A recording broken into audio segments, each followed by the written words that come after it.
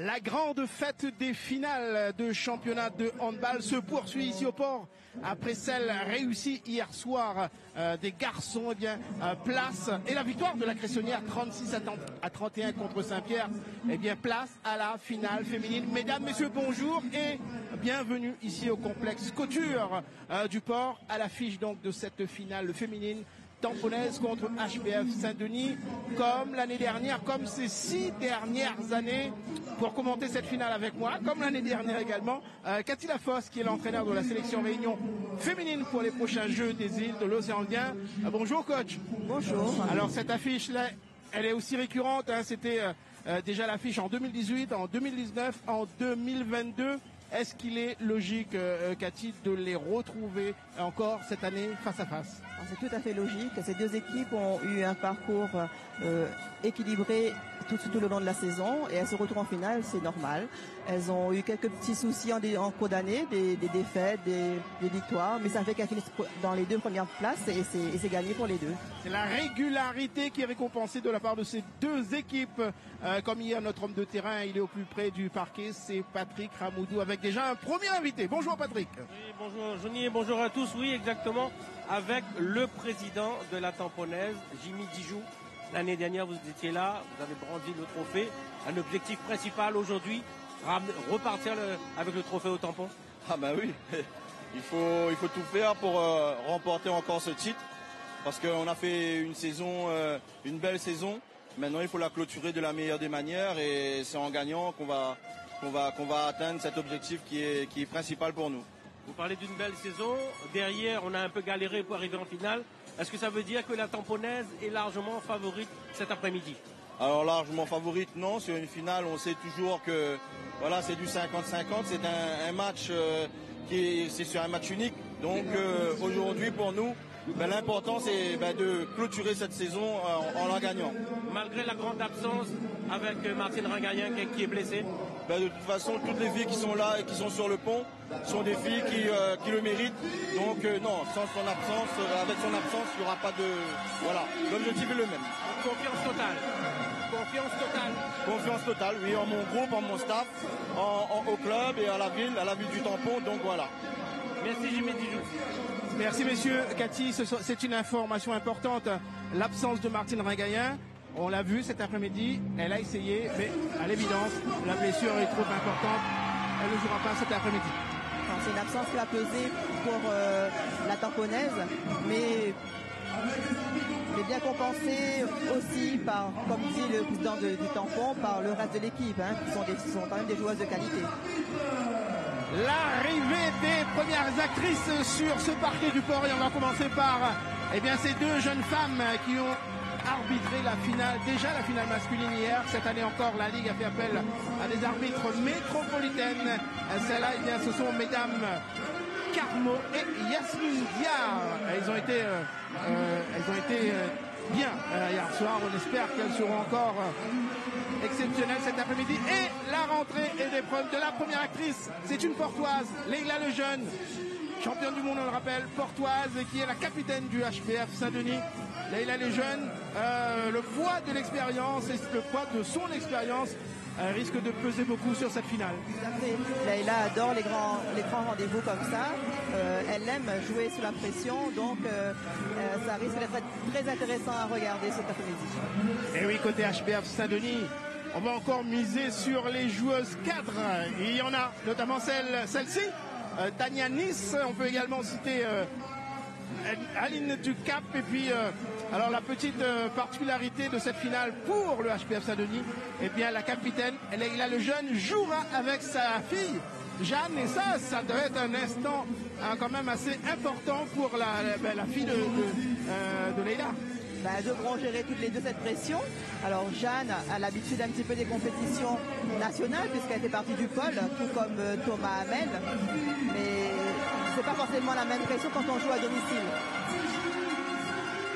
Les Dionysiennes sont là et voici l'entrée des championnes en titre emmenée par la capitaine Séverine Dijoux et son brassard rose. L'une des joueuses, et puis que dire de celle-ci? On en parlera. Mélissa Agathe, la numéro 87. la réunionnaise ex-pro revenue jouer dans le championnat réunionnais cette année et elle a choisi la tamponnaise. Elle sera, à n'en pas douter, Cathy, eh bien l'atout majeur côté tamponnais. Mélissa, c'est une buteuse née. Quand elle a quitté la Réunion, elle était à une dizaine de buts par match. Je pense qu'avec son expérience de jouer en D1, en D2, ça va être, elle va peser sur la défense adverse. Les tamponnaises, les championnes en titre, et on l'imagine ambitieuses de conserver leur couronne de championne. Les changements sont multiples entre l'équipe qui est menée aussi par Séverine Dijoux. On note aussi l'entraîneur qui a changé depuis l'année dernière, en Florence Beg, qui a repris les rênes de l'équipe avec sa patte particulière. Donc on verra bien.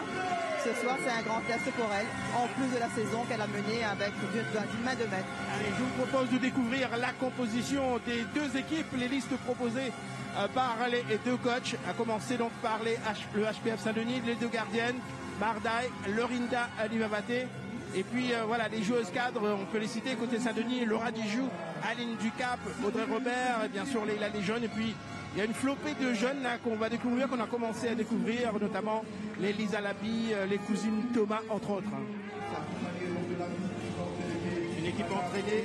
Alors, petite erreur au niveau du staff. Florence Basselbeck entraîne la tamponnaise, non pas le HPF Saint-Denis. Le HPF Saint-Denis entraîné par Fabrice Payette, assisté de Rudy Sautron. Allez, on va découvrir maintenant la composition de la tamponnaise. Bien sûr, vous rectifierez les noms du staff.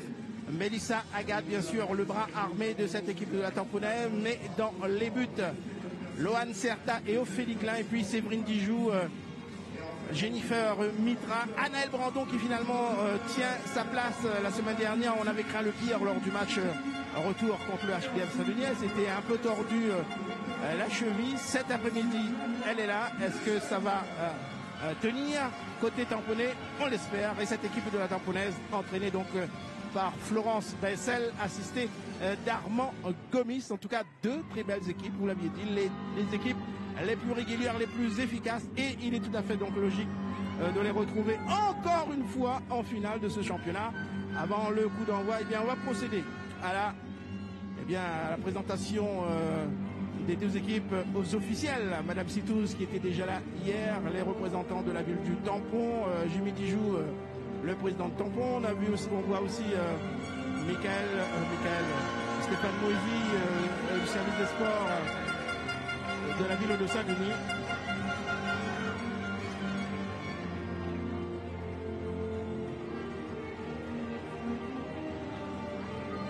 Alors que le complexe couture continue à se garnir, les gens arrivent encore. On espère que d'ici le coup d'envoi, il sera plein.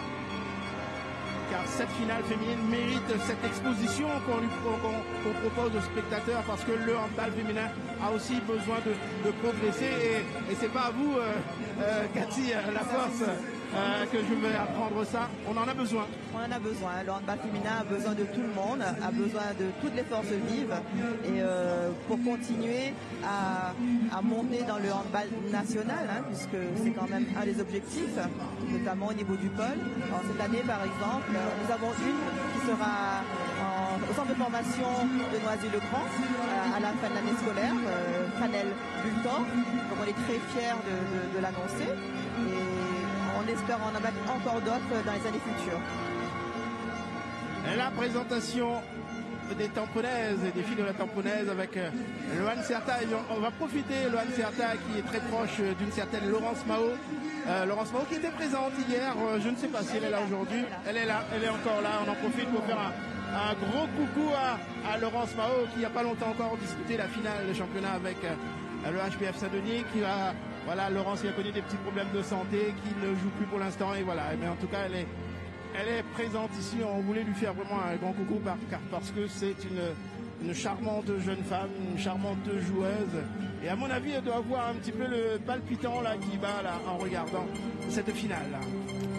Alors, concernant le handball féminin, nous avons encore deux bonnes nouvelles, puisque nous comptons sur le retour de Atina Maï et de Akima Dalani, deux qui sont du pôle et qui ont fait la semaine dernière un stage d'une semaine en stade national U17 où ça s'est très bien passé et on espère qu'elles seront rappelées dans les stages futurs.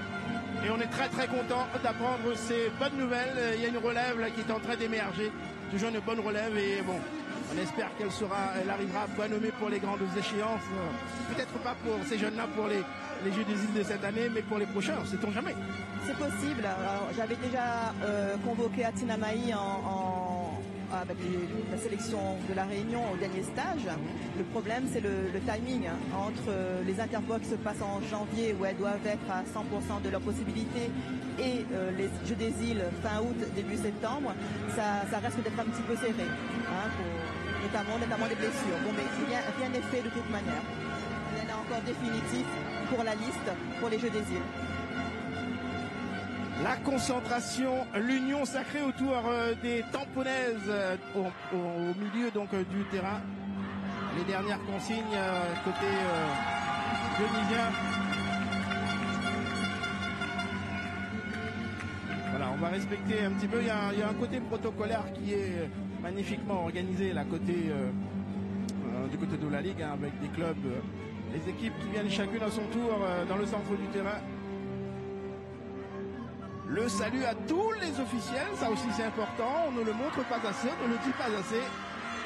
Ce sont les petites mains du handball, extrêmement importantes pour l'organisation et pour tout le déroulé du handball sur l'île finalement. Les Dionysiennes soudées comme jamais, on les imagine revanchardes et à cœur de reprendre la couronne de championne à la tamponnaise. D'autant plus qu'elles avaient bien commencé l'année puisqu'elles avaient remporté le titre de la CCOI. Donc, elles sont, à mon avis, revanchardes et motivées. Alors, oui, allez-y, Cathy. On a vu aussi une grande dame sur le banc de la tamponnaise, Florence Basselbeg, revenue aux affaires à la tamponnaise, ça aussi. Eh bien, on est content de ce retour, puisque pareil, Florence est une grande dame du handball qui a joué en métropole, qui est revenue, qui s'est remis au service du handball pays. Ça aussi, c'est une superbe nouvelle. Pour moi, c'est une très bonne nouvelle. Retrouver une femme à la tête d'une équipe féminine. On la voit ici, donc au milieu de ses filles. Donc, une à la tête d'une équipe féminine ou à la tête d'une équipe du cours, c'est quand même bien, puisqu'en termes de nombre de dirigeants en filles, il nous en manque. On manque d'entraîneurs. Et vraiment, c'est un exemple que Florence donne à toutes les jeunes filles qui souhaiteraient continuer dans ce cadre-là. On manque d'entraîneurs, bien sûr, on précise, effectivement. Et elle est sur une jambe, là, c'est aussi une des absentes, des blessés, donc côté Saint-Denis. Allez, les dernières consignes d'un côté comme de l'autre. Les tamponnaises, ici autour d'Armand Gomis et de Florent Baissel. Et après, il sera temps d'entrer donc dans le vif de cette finale. Les filles de la tamponnaise, championne de la Réunion en titre, on l'a dit et redit, qui veulent certainement conserver leur couronne. En face des Dionysiennes, Leila Lejeune revancharde. Il faut savoir que pas plus tard que samedi dernier, les deux équipes se sont affrontées lors de la dernière journée de la poule des As. Et cela s'est conclu par une égalité parfaite, 23-23. Clairement, Cathy, des deux côtés, on ne voulait pas tout montrer. Et c'est normal. C'est normal, mais c'est aussi un rééquilibre, puisque entre les blessés, les départs ou autres, tout est à rejouer sur une finale. La finale est un match particulier et tout peut basculer à tout moment. Donc, effectivement, on ne peut pas s'appuyer sur le dernier match qui s'est joué la semaine dernière. Et regardez cette petite discussion entre Florent Bassel et Anaël Brandon. On disait il y a une incertitude qui plane sur cette jambe droite de la demi-centre et arrière tamponnaise. Blessure contractée lors de la dernière journée. Est-ce que ça va tenir? On le saura. En tout cas, le coup d'envoi de cette finale féminine est toute proche. Le ballon dans les mains de Tania Nice, qui l'emportera cette fois-ci. Voilà, c'est parti. Le coup d'envoi est donné pour cette finale du championnat féminin 2023. Les Dionysiennes du HBF sont en blanc. Et les filles de la tamponnaise sont en bleu. Donc, la tamponnaise présente une défense plutôt classique, la 0-6. C'est-à-dire les 6 joueuses sont sur la zone. Ah, ça commence bien. Penalty pour Saint-Denis. Et une première incursion de Tanianis qui a poussé la faute. Un petit passage, un pied en zone. Et c'est G de 7 mètres pour le HBF de Saint-Denis. Voilà, c'est le pied en zone de Brunella Taoshi. Allez, déjà un premier face-à-face entre Lohan Serta et Laura Dijou. Alors, Lohan Serta qui a repris il n'y a pas très longtemps. Et qui arrête son premier tir, G de 7 mètres. Parce elle s'était blessée lors des CCO. Non, elle s'était blessée l'année dernière lors de la finale nationale en métropole. Et elle a eu du mal à récupérer sa main gauche, il me semble, et avec une fracture. Et elle a repris réellement le jeu sur le terrain en janvier-février. Et j'ai pu la convoquer pour le stage qui a eu lieu en mars. Avril. Allez, premier tir, première tentative du bras gauche de Brunella Taoshi pour l'instant. Allez, 2 ratés de chaque côté. Il me semble bien que Lohan Serta avait effleuré, détourné le jet de 7 mètres du bout des doigts. On aura certainement l'occasion de le revoir au ralenti tout à l'heure. En tout cas, 2 tirs et 2 échecs de chaque côté. Lisa Labi, arrivée de Boisneuf depuis l'année dernière et que l'on voit avec la première tentative aussi de Leila Lejeune encore. C'est encore hors cadre. Elle s'en se tâte. La longue passe fusée, c'était pour Léa Nanikaouda.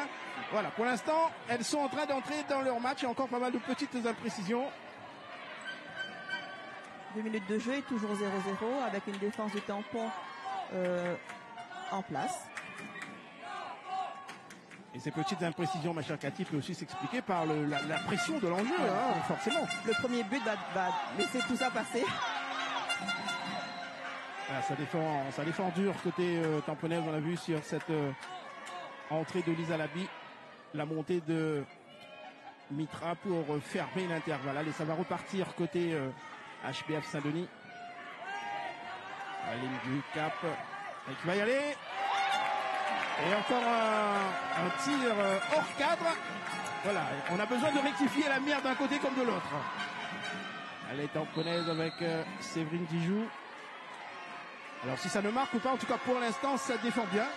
Plutôt bien d'ailleurs, d'un côté comme de l'autre. C'est relativement identique. C'est la même défense que propose la Saint-Denis. Il n'y a pas beaucoup de originalité, on va dire. Mais les passes ne sont pas ajustées. Et Brunella avec qui a cherché sa pivot. Oh là là. Alors on a vu pas mal de contacts. Et une première exclusion temporaire. C'est Tanianis là qui est sanctionnée. Ouais, elle défend derrière. Logique. Elle fait un peu mal aussi à sa coéquipière. Donc 6 contre 5. Une possibilité pour l'équipe du tampon.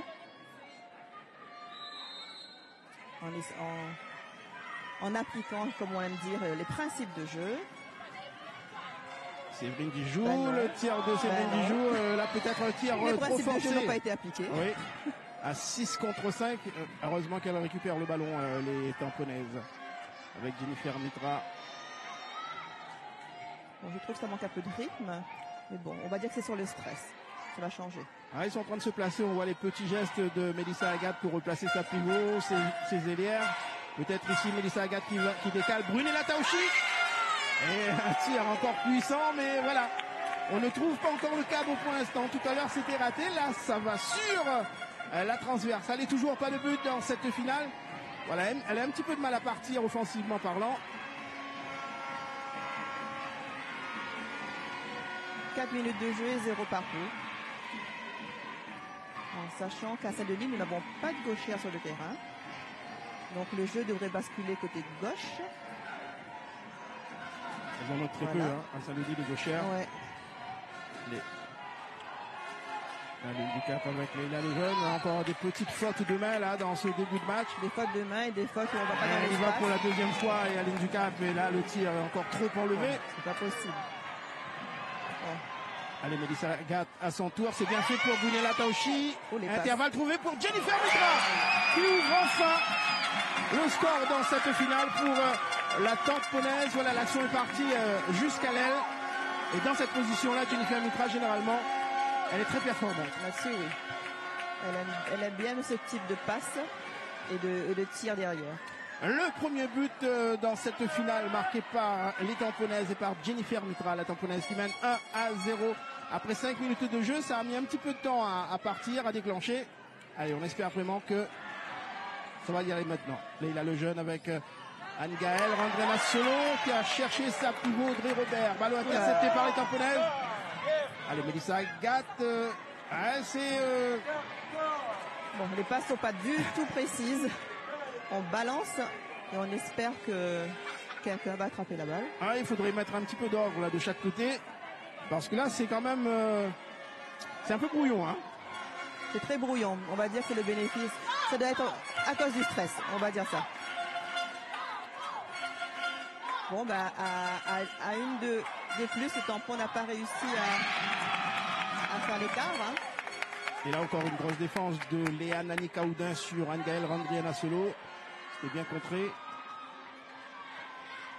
Elle va repartir à la demi-centre dionysienne. Elle avait trouvé... non, elle a marché, sifflé. Fort justement par Madame Diard. Allez, la tamponaise en attaque maintenant avec Séverine Dijou, sa capitaine. Eh bien, qui a pris sa chance cette fois-ci. Séverine Dijou, le couteau suisse, qui peut très bien jouer sur la base arrière comme pivot. C'est une joueuse qui est très très complète et très polyvalente. Elle approve encore. La capitaine fidèle de la tamponaise au club depuis son plus jeune âge.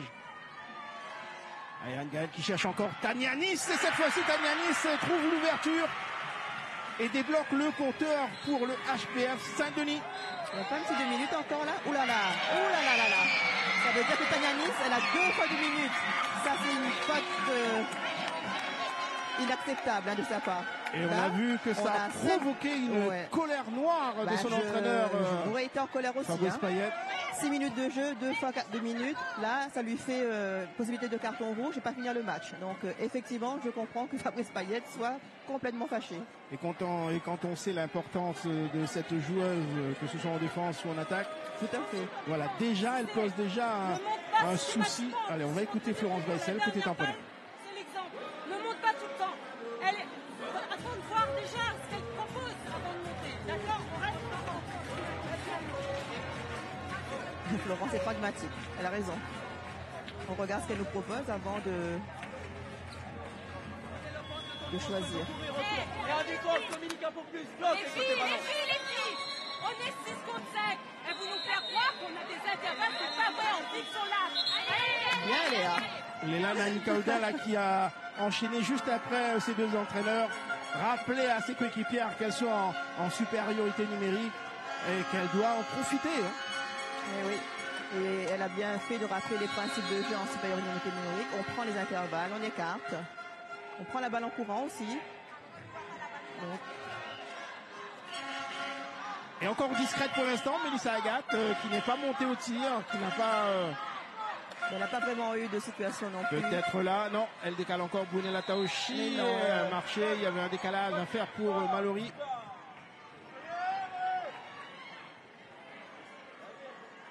C'est une occasion manquée là pour les Tamponaises en position de supériorité. Allez, l'occasion pour le HPF Saint-Denis, occasion de revenir à égalité et de lancer enfin leur match. Mallory Bulin prive à l'île du Cap de ballon pour l'instant. Ça défend, elle fait une superbe, grosse défense encore une fois. Léa Nani-Kaoudin qui prend un jeune mais qui signale à l'arbitre qu'elle a reçu un petit coup de coude. Là-dessus, elle était bien en face, elle a bien mobilisé le pivot.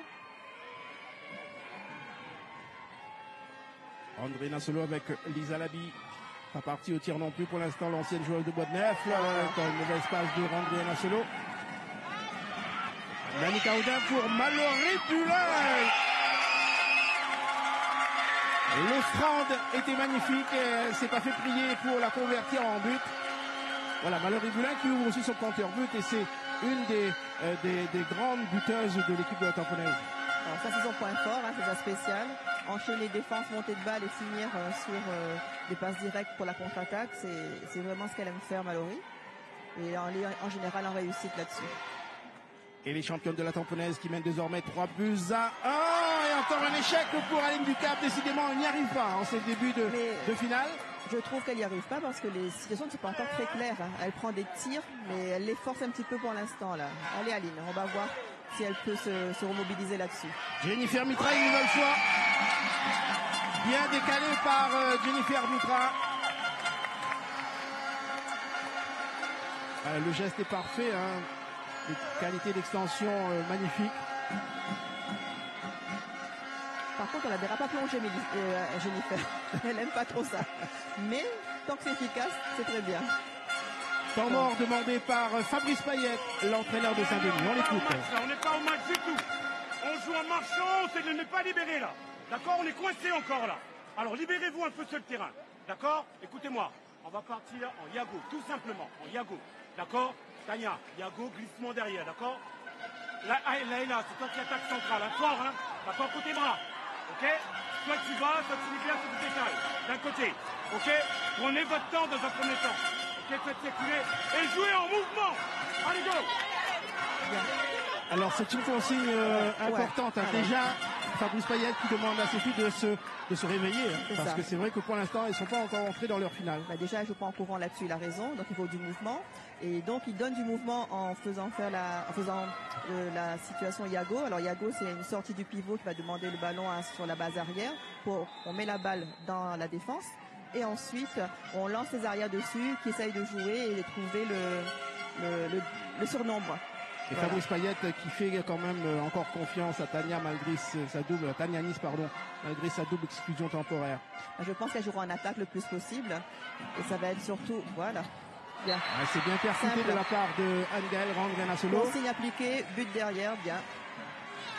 Alors, est-ce qu'elle défend, Tania? Elle défend toujours. Bon.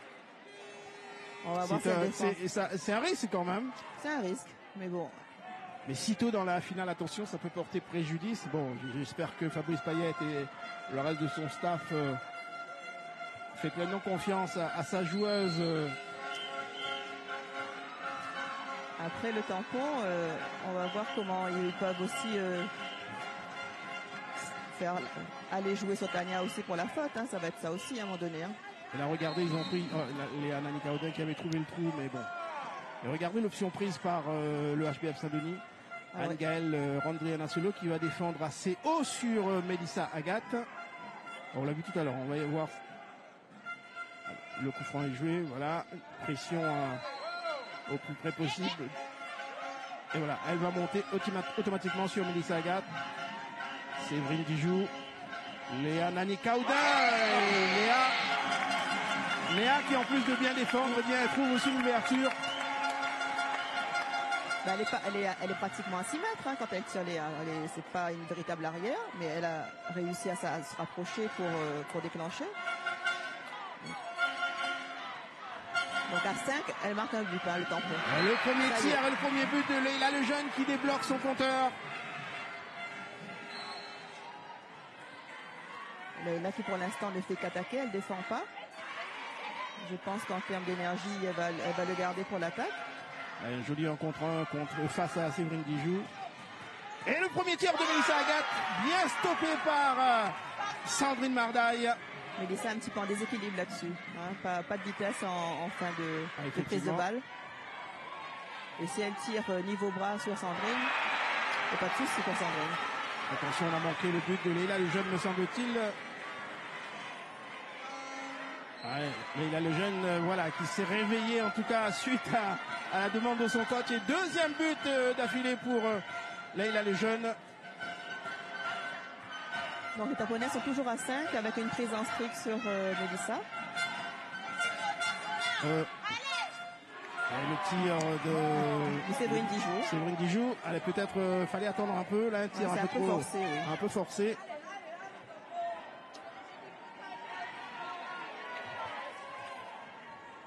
Ça y est, elles sont à 6. À 6 contre 6 désormais et toujours à la main du jeu dionysien Anne-Gaëlle Randrianasolo. Et là le jeune qui va y aller encore une fois. Cette fois-ci, tir un peu trop enlevé.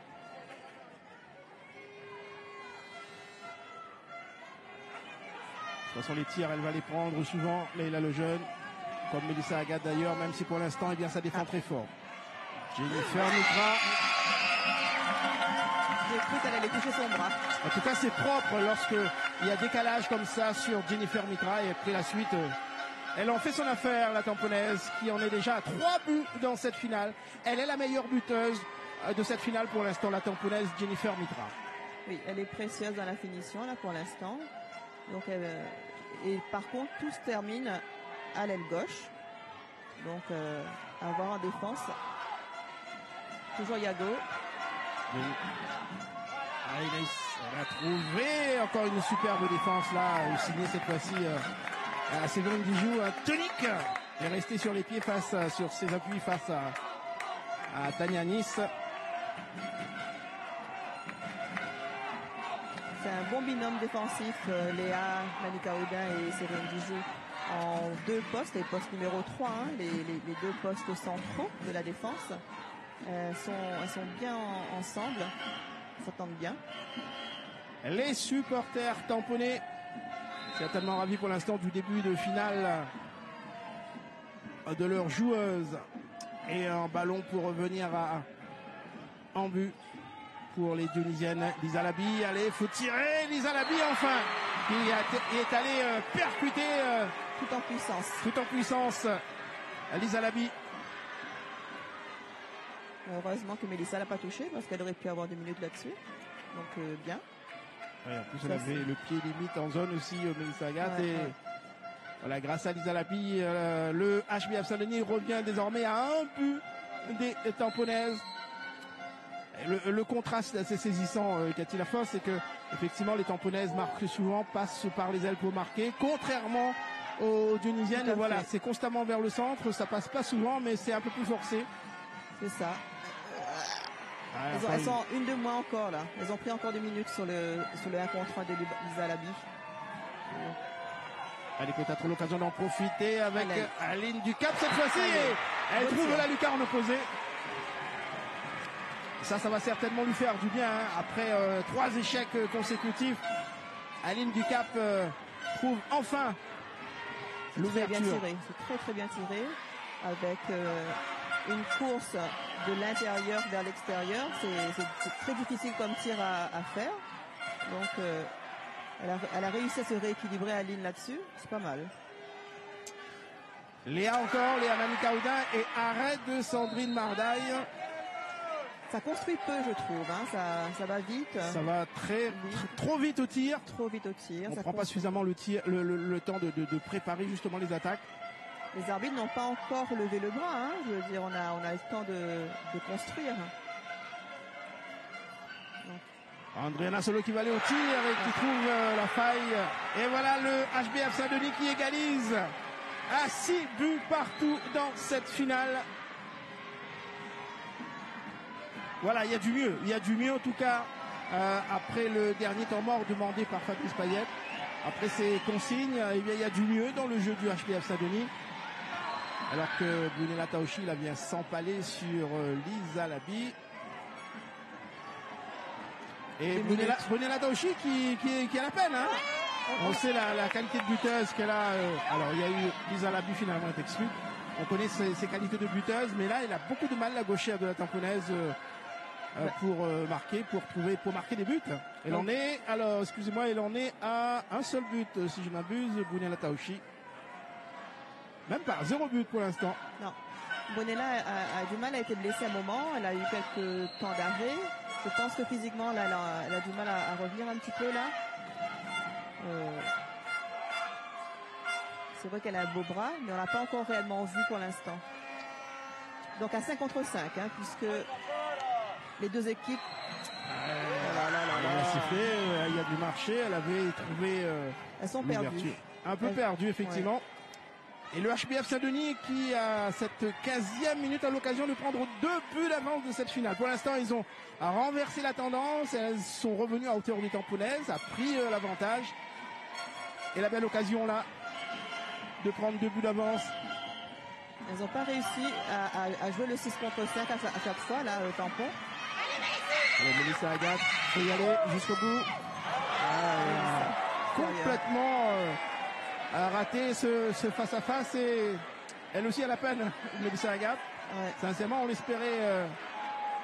Elle a du mal à rentrer dans son match, je trouve. Bon, elle donne de bons ballons. On va pas parler trop de pression et d'enjeu, de pression de l'enjeu pour Mélissa Agathe avec toute l'expérience qu'elle a acquise dans sa carrière pro en métropole. Mais voilà, pour l'instant en tout cas.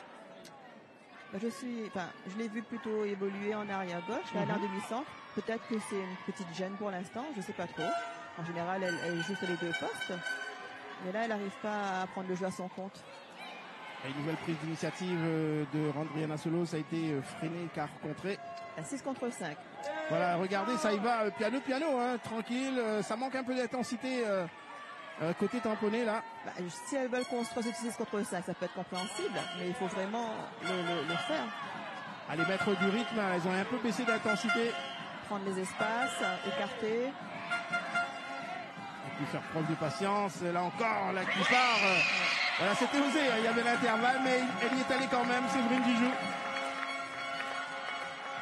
Limite aussi le passage en force, ça peut siffler des fois. Le but est accordé et nouvelle égalité dans cette finale entre la Tamponnaise et le HBF Saint-Denis. 7 buts partout. Mais c'est pas encore la sérénité hein, de côté comme de l'autre, Cathy. Ah non, c'est pas la sérénité, c'est pas fluide. C'est beaucoup de duels sans écartement pour construire pour les autres. Alors, quelques petites relations à deux. Bon, Saint-Denis est un peu plus en place, je trouve, sur le jeu collectif. Elles se sont remises en place. Et il est là le jeune qui tente dans un angle fermé, très fermé. Et elle bute sur Lohan Serta. C'était osé là aussi. Bon. C'est pas une ailière. C'est ça, on savait. Mais là, n'est pas une ailière, on le sait. Donc, entre en deuxième pivot sur une 6 contre 5. Bon, pourquoi pas. 6 contre 6, ça y est. Jennifer qui va y aller, qui a vu un trou béant s'ouvrir devant elle. Pour l'instant, le jeu du tampon s'appuie exclusivement sur la gauche avec Jennifer et Séverine. Jennifer Mitra, son 4e but dans cette finale. Elle a marqué la moitié des buts tamponnés pour l'instant.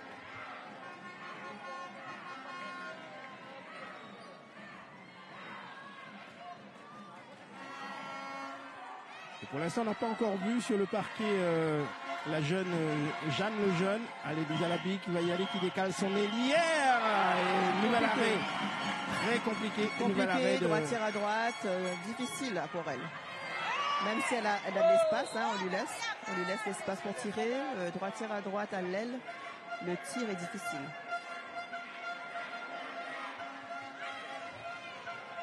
Ah, ça y est, Mélissa est plutôt à gauche. Séverine au centre. Mélissa à gauche, Mélissa Agathe arrière gauche. Séverine Dijou qui rentre en deuxième pivot. Et Brunella Taoshi, décidément, elle est en échec pour l'instant. Brunella Taoshi, le bras gauche. Oui, le bras gauche pour l'instant a du mal à trouver la mire. C'est les jambes qu'il faut qu'elle pousse sur les jambes. Peut-être là. Ça, et là. On va pousser sur les jambes. Voilà. C'est bien qu'à dire. C'est magique. Et Brunella Taoshi qui débloque enfin son compteur. Elle a un poignet tellement laxe. Donc en pivot, nous avons Audrey Robert.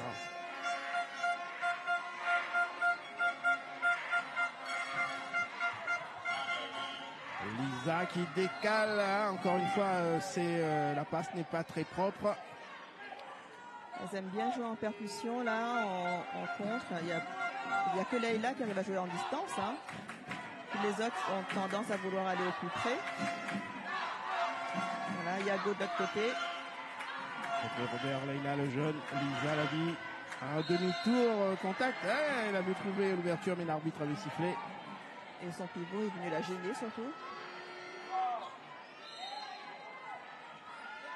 Le tir de Leïla le jeune, tir en appui, pleine lucarne. Et personne n'est monté. Personne n'est monté sur elle. Beau but de Leïla. Et ça fait son 3e dans cette finale. Elle regarde, hein. Elle a bien regardé avant son tir. Je pense que les plus jeunes devraient regarder un petit peu comment Leïla prend l'information. Oula, compliqué ça. Ouais, la relation veut aider à très compliqué. Et c'est la jeune Chloé Thomas qui marque enfin après 2 échecs à l'aile, 2 échecs consécutifs cette fois-ci en face à face avec Loane Serta. Et nouvelle égalité, 9 buts partout. On s'attendait à ce final serré. Regardez Aline Ducap. Maline. Alors, on a vu une intervention de Mélissa Agathe. Est-ce que ça va être sanctionné?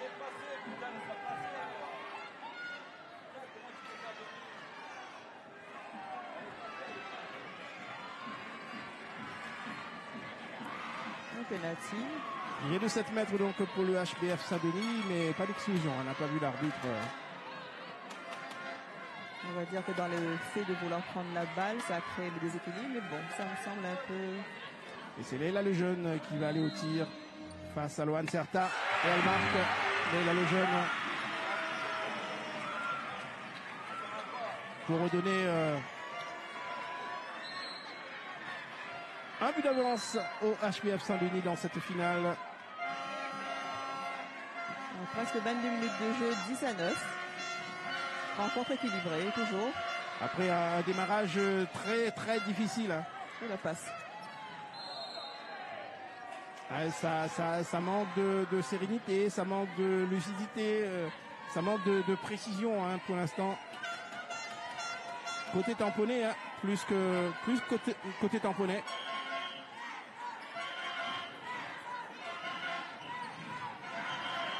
Bien défendu. Encore une passe. Oui, il y a eu une belle pression, un joli pressing là sur Randré Nassolo sur cette passe de Leïla Lejeune. Et Randré Nassolo qui revient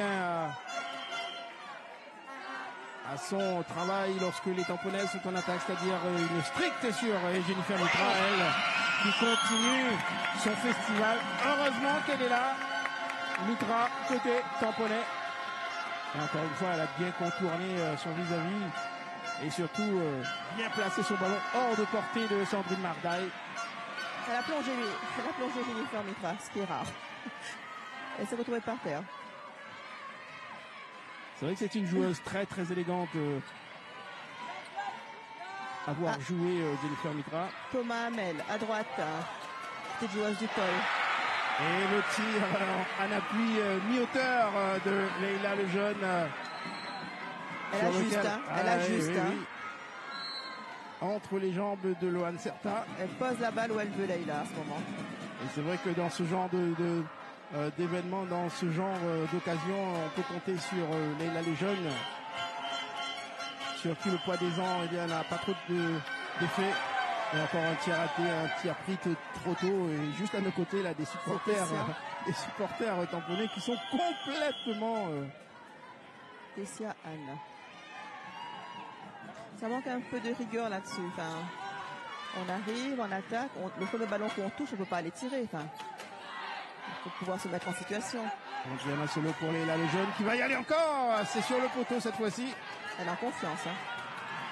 Oula. Ah, ils sont pas très contents là, les supporters tamponnés juste à nos côtés. Là, ils ne comprennent pas trop cette attitude pas terrible de la part de leurs joueuses.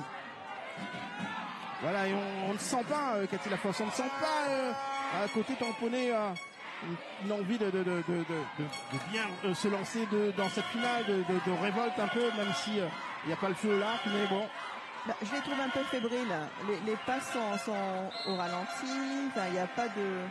Ça manque de rythme. De rythme. Enfin, je ne sais pas quelle est la consigne, mais elles n'appliquent pas les principes de jeu. Donc là, comme on a vu, Jennifer se retrouver en face de Mélissa sur un contre 1, c'est un peu bizarre, puisque l'ailière doit rester sur son aile, fondée le plus possible, sauf si c'est une véritable entrée. Là, c'est ni une véritable entrée, ni un écartement, enfin, c'est entre les deux.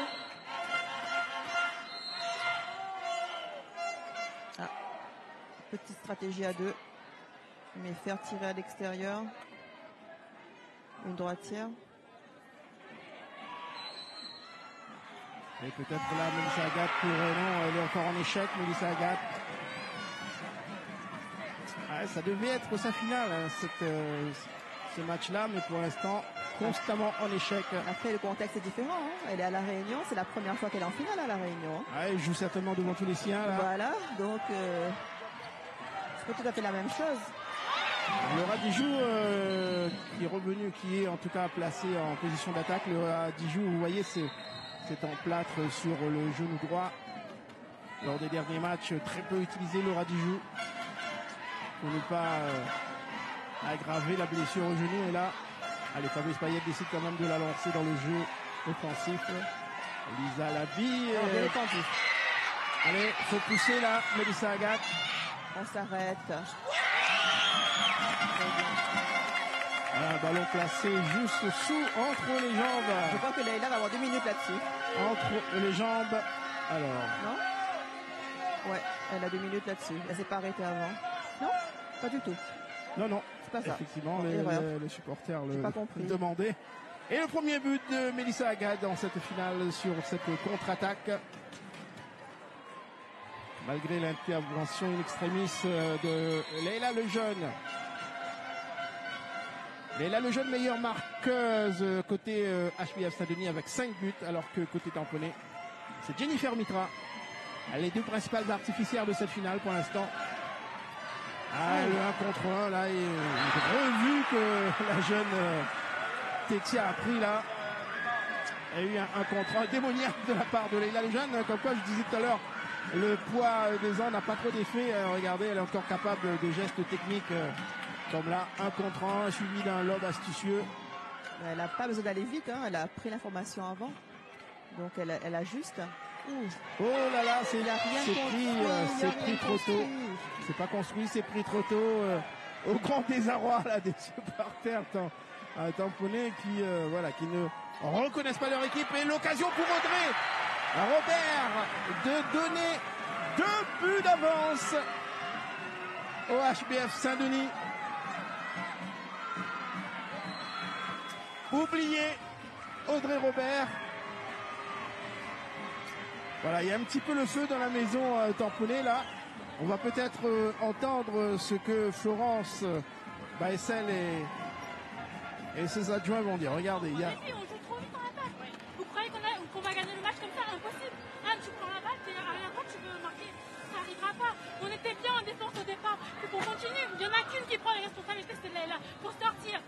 Communiquer plus en défense. Ça y est, les filles. Ce qu'on s'est donné au départ, c'était ça. C'était on reste compact. Et seulement on monte seulement quand c'est possible. Et le jeu va se faire ici. L'autre côté, elles sont passives, elles attendent que Leïla fasse tout le travail. D'accord? À un moment donné, il va falloir vraiment aller la chercher. Mais on va le toucher, on va l'attraper. D'accord? Et en attaque, comme on a dit depuis le départ, faites circuler la balle. Jouez autour. Et ensuite, on verra sur le deuxième, troisième temps comment ça va être le jouer en courant. Et puis, voilà, c'est Melissa Agathe qui a pris la parole en premier, qui a recadré une de ses jeunes coéquipières. Voilà, elle prend la parole parce qu'elle sent bien que cette finale est peut-être en train de leur filer entre les doigts là. Hein. Allez, et puis on a compris, hein, Denise qui disait il faut absolument jouer en courant. Ça vous a surpris que ce soit Melissa Agathe qui ait pris la parole d'abord lors de ce temps mort? C'est pas surprenant parce qu'à haut niveau, dans certaines équipes, c'est le fait. Hein, le coach il pose le temps mort et ce sont les joueuses qui recadrent quand nécessaire. Donc non, ça me choque pas plus que ça. C'est pas habituel à la Réunion, mais c'est quelque chose que l'on voit souvent de plus en plus. Après, les jeunes sont formés à ça, à une autonomie. Ce sont les joueuses sur le terrain, pas les entraîneurs. Donc, elle voit aussi. Alors, des fois, ça manque un petit peu de recul hein, pour prendre des décisions. Donc là, l'entraîneur recadre sur des principes de jeu ou autre. Mais effectivement, bon, je ne suis pas plus étonné que cela. Et elle vient de marquer le 12e but tamponné, Melissa Agathe, juste après sa prise de parole. À ligne du cap aux 9 mètres, c'est trop mou, en tout cas pour pas suffisamment puissant pour inquiéter Loane Serta. Le numéro 2 fois, Leïla fait un contre 1 interne-externe. On n'a pas le droit de faire 2 fois la même erreur. C'est pas possible. Au pôle, elles ont la règle de 3. Les filles, elles sont au courant. On a le droit aux erreurs, oui. 2, allez. déjà on doit faire attention, et à la troisième, c'est pas possible. On ne peut pas enchaîner comme ça. Amel Thomas avec Laura Dijou. Qui tente d'entrer. Il a repoussé la jeune Amel Thomas. Laura Dijou. Petit marché. Compliqué pour Amel. Qui joue sur les deux postes d'ailière. Hein, c'est une petite avec des jambes extraordinaires. Bon défenseur. Les droitières à droite, c'est difficile pour elle. Première grande finale aussi. Hein, première grande finale. Donc voilà, le stress avec. À voir. Et les Tamponaises qui arrivent encore très très difficilement. Un ballon perdu encore une fois sur une situation d'attaque. Il y a quelque chose qui ne fonctionne pas comme il faut côté tamponné. Allez, Andréna Solo, le décalage n'était pas suffisamment précis. Un changement défensif avec une dissuasion sur l'arrière gauche. Et on change de Lejeune à gauche. On a Jeanne. Jeanne Lejeune qui vient d'entrer. Andréna Solo qui va aller au tir. Elle est repoussée, c'est bien défendu. Elle veut encore aller à 6 mètres. Allez, il faut déclencher un tir. Le temps réglementaire est écoulé, mais je pense que il reste encore un tir à prendre pour les Dionysiennes. Et c'est bien sûr Leïla Lejeune qui va se présenter pour... Pourquoi ça discute? Il y a conciliabule là, avec l'arbitre et tout. Elles font barrage de leur camp pour que les Tamponaises ne voient pas le départ du ballon. Il y a une petite feinte, là, ils avaient travaillé une petite feinte et Aline Ducap a essayé de tirer en contournant le mur tamponné. Et c'est la fin de cette première mi-temps. 13-12 pour le HBF Saint-Denis. Finale très serrée, une finale qui a eu du mal à partir. Et puis les Dionysiennes, après un temps mort, on va aller. Première réaction avec vous, Patrick Ramadou, avec Leïla Lejeune, la capitaine dionysienne. Leïla Lejeune, à la mi-temps, 13-12. Petite surprise ou logique? Petite surprise ou logique, c'est que on joue à fond, hein, on joue pour gagner. Donc il n'y a pas de surprise, il n'y a pas de logique non plus, parce que de deux côtés on perd la balle. Il y a des et du coup c'est celui qui aura le plus de mental qui va passer, je pense, parce qu'on a encore un peu trop d'échecs au tir, un peu trop on joue pas assez en courant encore. Et puis je pense que les 2 minutes que se prend Tania en début de match, ça va nous coûter cher, mais bon, je fais confiance à mes coéquipières pour pouvoir pallier à son absence. Vous avez pris quelques minutes pour décoller, puis après c'est parti. On est des diesels, hein, on est des vieilles, donc à un moment donné, les vieilles, ça fonctionne au diesel. Et après, une fois qu'on est lancé, on va les broyer. Donc ça veut dire que là, c'est bien lancé, là. On va dire que c'est bien lancé, mais il faut qu'on continue, il faut qu'on reprenne bien la deuxième mi-temps. Et puis on verra bien comment ça se passe, que le meilleur gagne. Merci Leïla Lejeune. L'autre capitaine avec vous maintenant, à savoir Séverine Dijou. Bon Séverine, on regarde le score, un petit peu de retard, c'est un petit peu inquiétant pour vous, ou bien vous êtes un petit peu surpris par rapport à ce que fait le HBF pour l'instant? Non, pas surpris, c'est une finale, donc on s'attendait qu'elles allaient donner de l'intensité. On répond en face, donc c'est mano à mano. Le score est très serré, ça se voit à la mi-temps, donc rien n'est joué et il reste 30 minutes pour aller chercher la victoire. Il y a beaucoup de choses encore à régler là par rapport à la deuxième mi-temps. Nous, de notre côté, beaucoup de précipitations. On ne prend pas assez de notre temps, mais on va régler ça dans les vestiaires.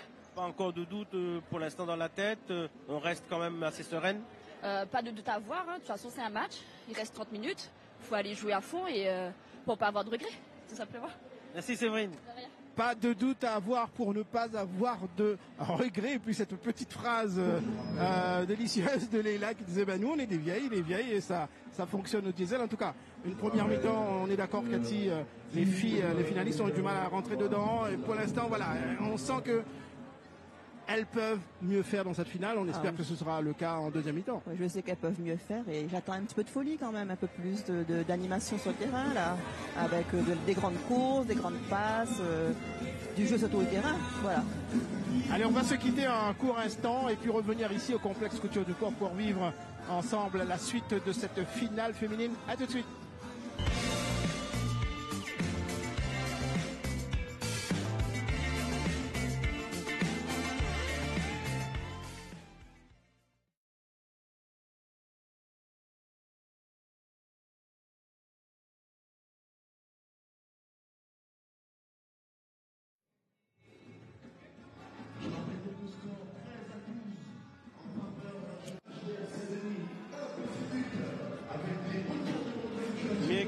Ben Mikoz, on dirait oui.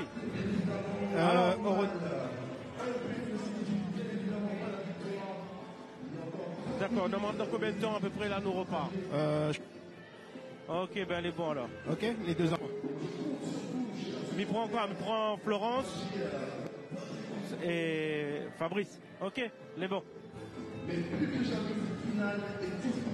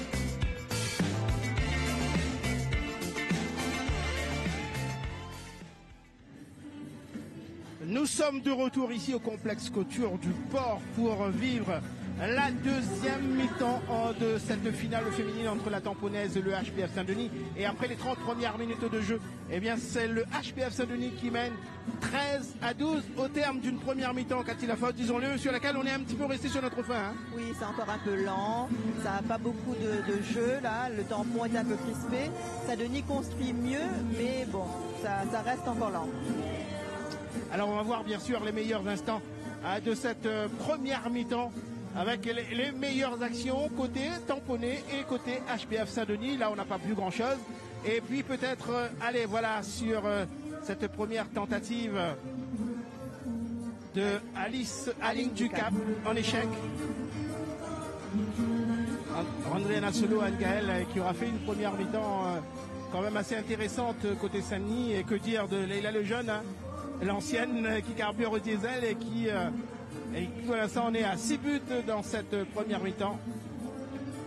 Lisa Labi sur une de ses prises d'initiative et Aline Ducap qui aura mis du temps, hein, qui aura mis un certain temps à trouver la faille, à être efficace.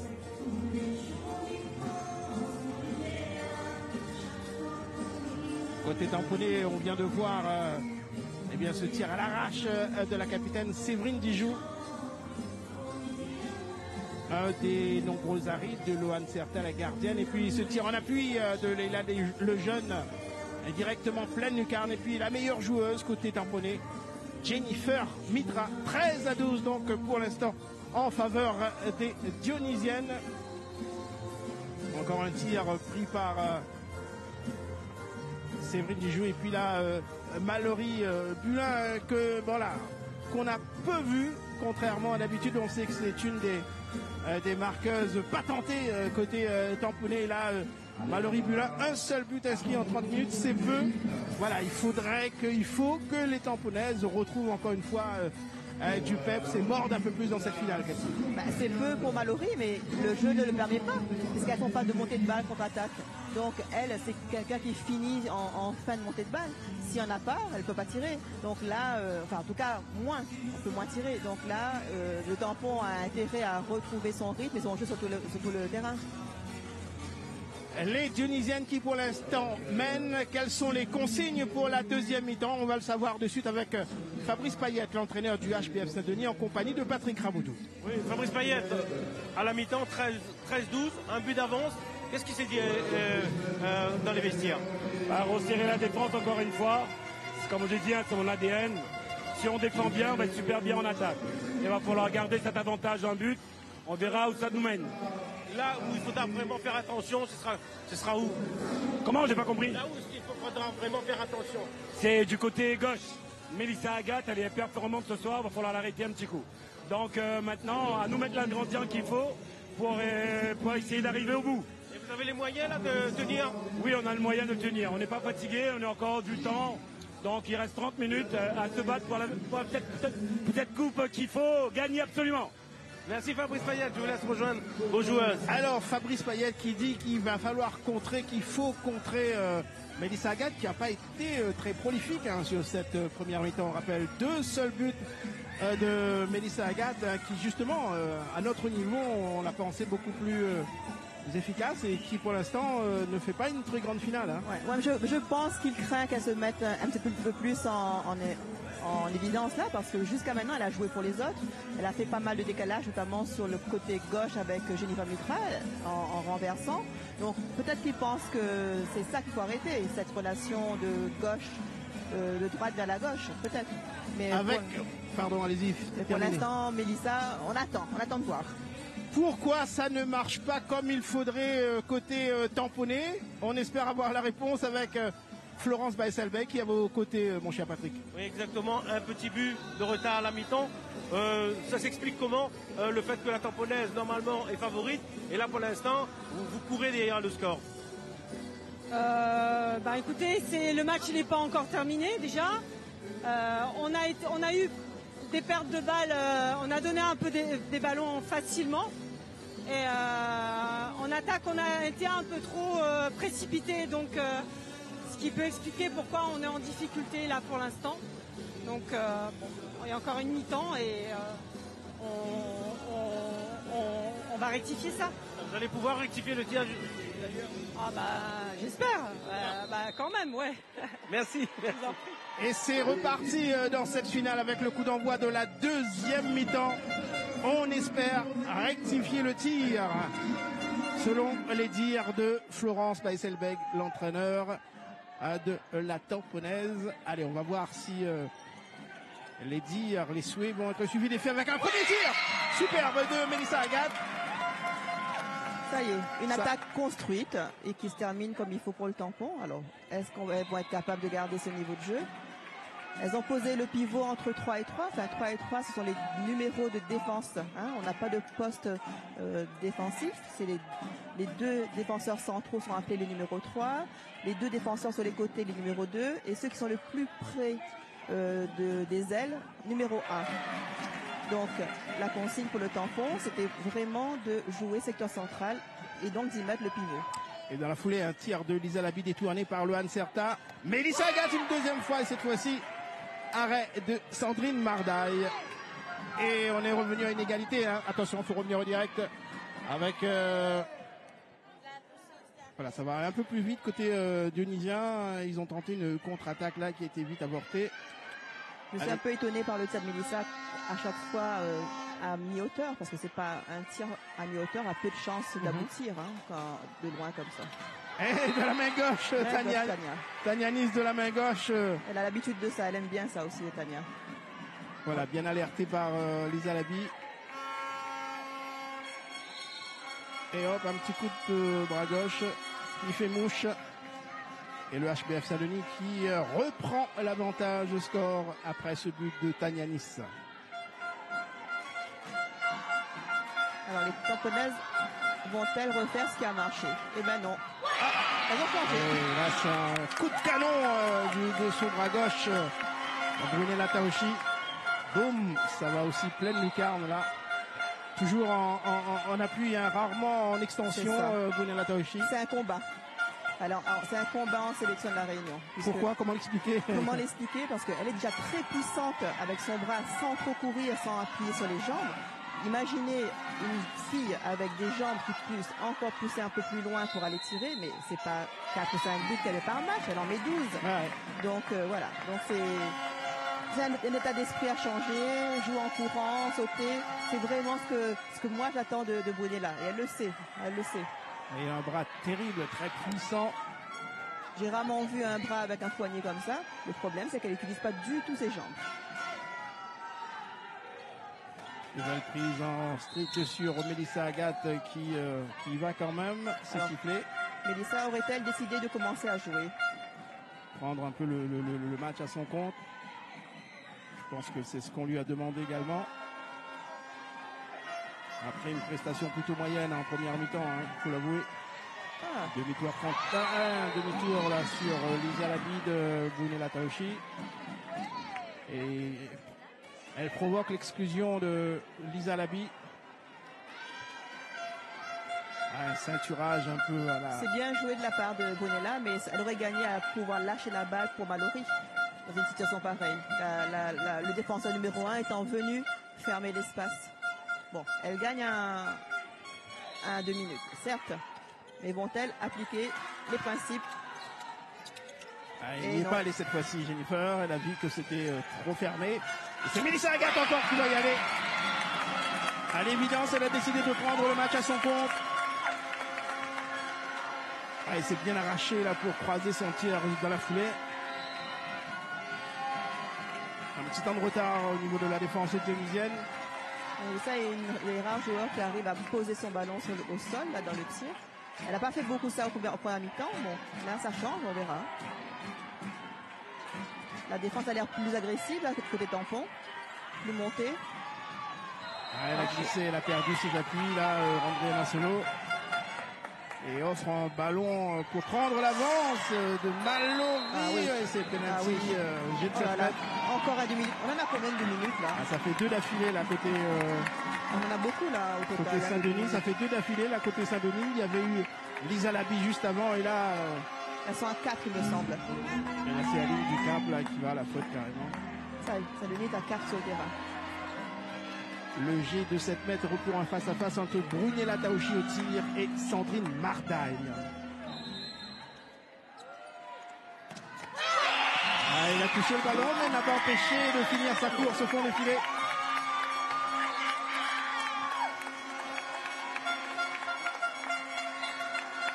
Contre 4, alors. Et c'est une physionomie du match qui est en train de changer, hein, puisque la Tamponaise désormais mène 16-14 dans cette finale.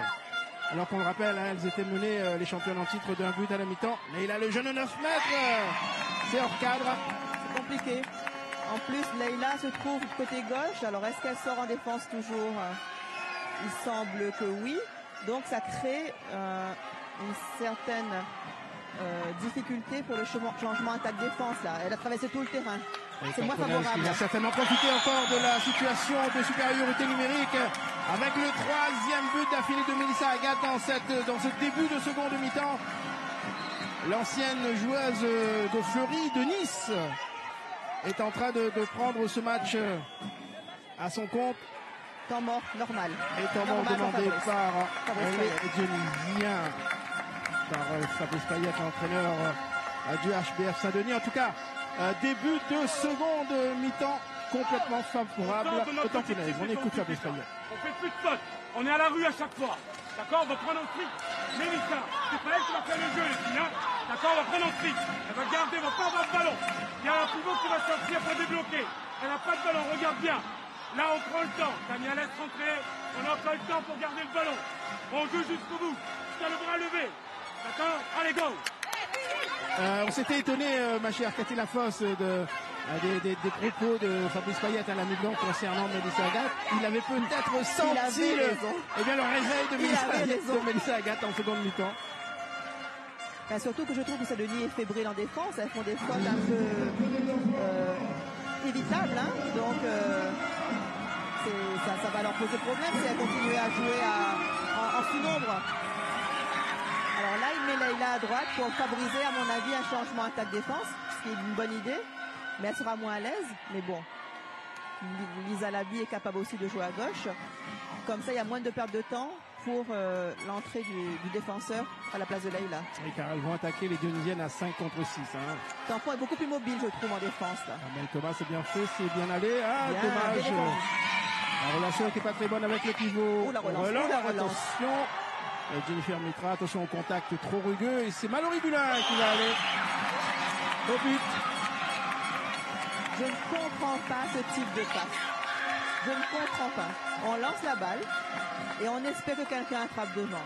C'est pas possible. On a rencontré ce problème avec les filles du pôle lorsqu'on a été en compétition en janvier. Et ce n'est pas possible. On ne peut pas jouer comme ça. On ne peut pas espérer que quelqu'un prenne la balle. C'est qu'il faut le plus vite possible. À la Réunion, arrive et prenne la balle. Trop approximatif. Ah, c'est très approximatif et c'est surtout très naïf. Et quand on joue contre des filles qui évoluent en N1 des deux, ça ne pardonne pas. Donc là, l'équipe qui va aller jouer les finalités nationales, là, elles ont intérêt à régler ce problème-là. Le premier tir pris par Jeanne Lejeune. C'est un tir forcé, Jeanne. Ouais, détourné par Loane Certa. Voilà, de la main très ferme de la gardienne tamponaise. Attention, les Dionysiennes sont en train de caler un seul but pour l'instant inscrit dans cette seconde mi-temps après 7 minutes de jeu. Loane est bien en place dans les buts du tampon. Elle n'a pas encore fait des arrêts extraordinaires, mais elle a fait les arrêts qui lui étaient lâche ton ballon à droite. Effectivement, il y avait Mallory sur le côté. Bras levé. Allez, les tamponaises qui vont y aller, c'est Mélissa Agathe, encore une fois, qui a pris ses responsabilités. C'est un bras qui était levé rapidement, je trouve, mais bon. Allez, Mélissa Agathe pour Brunella Taoshi. Et comme l'a bien précisé encore une fois Karim Kalicharan, l'entraîneur de la Cressonnière, lors de chaque finale, il faut s'adapter aussi à cet arbitrage auquel on n'est pas trop habitué. Demi-tour là de Tanianis qui enfonce tout le monde sur son passage, et bien sûr. On n'est pas habitué parce que je trouve qu'on est très indulgent, notamment sur les fautes là, de fin de contre-attaque, les fautes à 6 mètres. Cette indulgence, elle est moindre pour les arbitres nationaux. ils n'hésitent pas à mettre des 2 minutes. Hein. On est vraiment dans la protection du joueur. C'est bien défendu. Et je pense que ce sera la même chose en réunion technique lors des finalités ultramarines en fin de mars, en fin de mai prochain.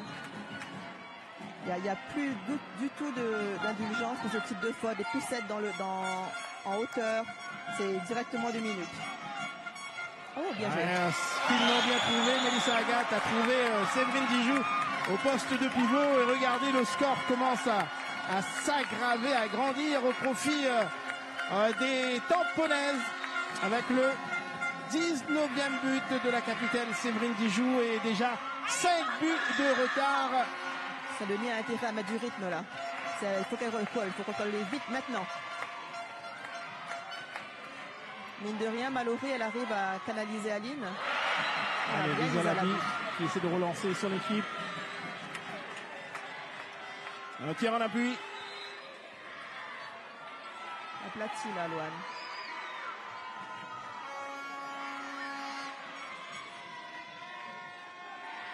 Et c'est Leila Lejeune qui, voilà, une stricte sur Jeanne, pardon, sur Mélissa Agathe qui s'en est facilement défaite, trop facilement. Heureusement que derrière, pour les Dendiennes que derrière, eh bien, Brunella Taoshi rate complètement son tir. Et sur le terrain, il y a la maman et la fille, Leila Lejeune et Jeanne Lejeune. On va voir comment ça va combiner entre les deux, avec Jeanne en position de demi-centre.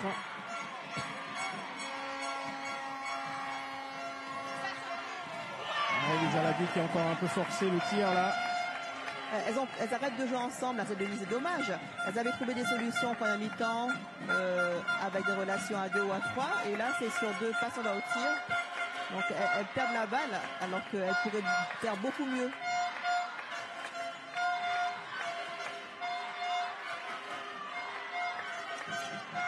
Allez, Brunella Taoshi pour Séverine Dijoux. C'est sur le poteau. Ah, c'était encore bien combiné, pas très bien fini. On monte la balle.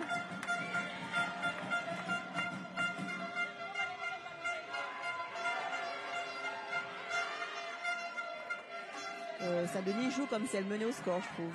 Ouais, c'est vrai. Un peu de folie là-dedans. Là. Ouais, il faudrait retrouver un second souffle là. Ce qui nous ramène un petit peu aux paroles de Leila tout à l'heure, hein, des vieilles qui carburent au diesel, qui prennent le temps, et là une passe complètement ratée. C'est des fautes de débutantes. Bon, Jeanne est toute jeune. Oui, bien sûr.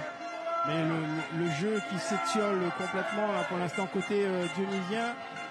On voit Fabrice Payette là qui est en train d'essayer de trouver des solutions de son bord. Et c'est Dijoux qui fait encore un super rencontrant là. Malheureusement derrière, le tir n'est pas précis. Le problème, c'est que si on met une fille devant pour prendre quelqu'un en strict, ça signifie que bien Jeanne. Une action en solo réussie par Jeanne Lejeune. Il faut que derrière on soit capable d'être costaud pour couvrir un peu plus d'espace, hein, notamment sur les duels, puisqu'on est à 5 sur une zone qui n'a pas bougé en largeur. Il fallait la mettre celle-là, et j'étais en train de faire les petits comptes là. C'est vrai que Séverine Dijoux elle est complètement libérée. Allez, encore une prise d'initiative payante 9 mètres. Elle va finir par s'habituer à ce poste d'arrière, alors que c'est vrai qu'on la connaît plus en tant que pivot, mais c'est vrai qu'au poste d'arrière, vous disiez que c'était un peu le couteau suisse tamponnais. Très polyvalente. Elle va y aller encore. Elle s'est stoppée cette fois-ci. L'exercice préféré de Mallory. Et là elle a raté par contre. Oui, elle avait choisi le lob. Et le ballon est allé sur la transversale. Et une occasion encore de rater pour les Tamponnaises de creuser l'écart au score. En tout cas, l'équipe qui gagnera ce soir devra, à mon avis, retravailler la vidéo pour préparer les finalités de Métropole. Il faut enlever les lances qui sont favorables. Allez, ça y va, chacune son tour. Hein, elle a un petit manque de préparation quand même. Il faudrait quand même qu'ils retrouvent le tempo là qui leur a permis. Et Mélissa Agathe, elle, eh bien, ne se pose plus de questions désormais. Ça y est, Mélissa, elle est chauffée, ça y est.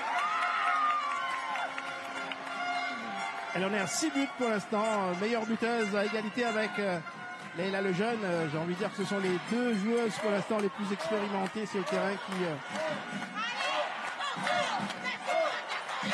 sont les plus performantes, les plus efficaces en tout cas au tir. Mine de rien, on est à 5 buts d'écart, ce qui ne reflète pas tout à fait la physionomie du match. Alors dans mes petits comptes, justement, au début de l'entame des Dionysiennes a été catastrophique. Il y a eu une série de 7 buts à 1 en faveur des Tamponnaises. C'est ce qui a provoqué l'écart que vous voyez en ce moment au score. Une entame catastrophique des Dionysiennes. Un solo avec Leila Lejeune qui trouve la lucarne. Encore un tir en appui.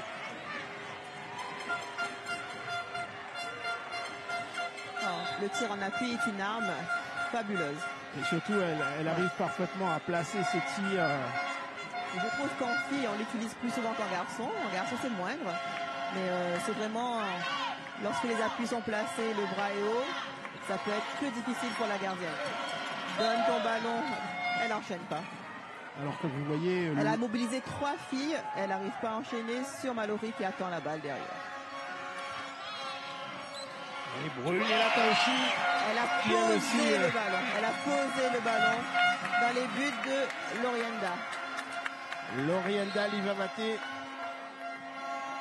qui est rentrée dans les buts côté dionysien. Malheureusement, incapable de stopper ce tir puissant de Brunella Taoshi.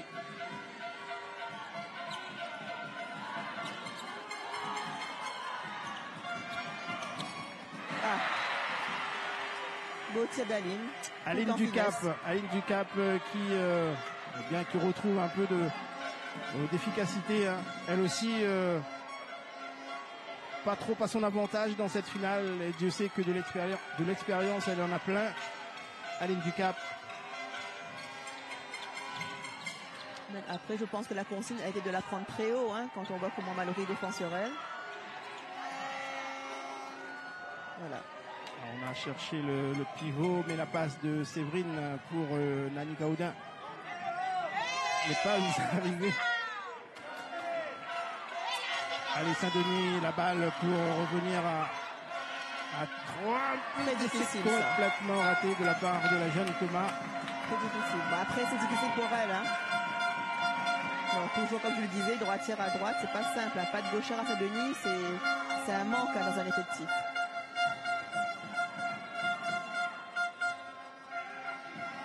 Est-ce qu'elles vont être capables? Ah, bien défendu. Bien défendu de la petite Thomas Chloé.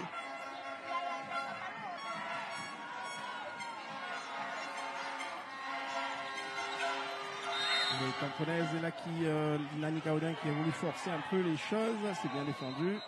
Allez, on va faire appel au Serpillero, au jeune Serpillero. Pour, il est tout petit lui. Oui, avec un grand balai.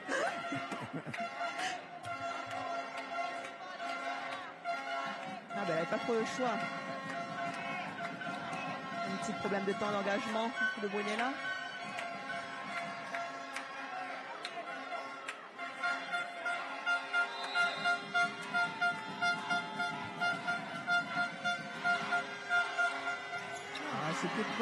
C'était assez bien joué.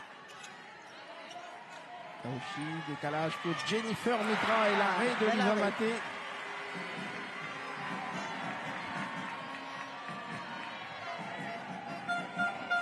Un bel arrêt. Et de la foulée, Elisa Labi. Il y a juste Lohan Serta.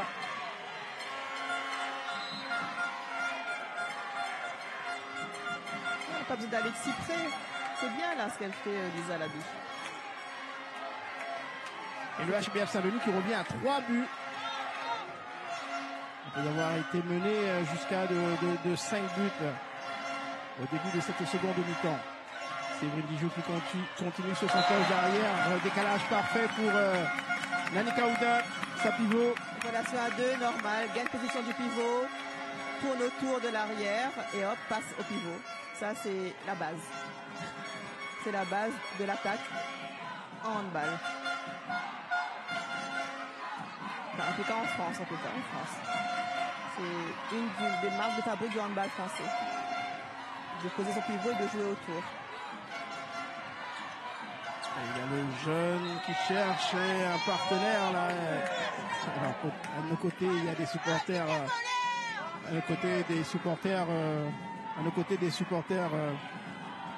Crier un petit peu à l'injustice, à des hors-jeux, à des. Allez. Elles ont laissé jouer. Mallory Moulin en contre-attaque et elle termine, elle conclut superbement, efficacement. Belle réaction de Mallory. Elle n'a pas refait la même erreur que tout à l'heure en essayant un tir lobé, non ajusté. Elle a assuré, elle a bien placé. Côté droit du gardien. Mais, et elle enchaîne tout de suite en défense sur la ligne du cap. Là, le retour sur le terrain de Damel Thomas. Qui va y aller direct. Et puis voilà. Qui joue à gauche pour la première fois. Elle touche la balle et elle va au tir. Bien. À droite au but, sitôt entrée. Et là, le jeune Schenker. Pourquoi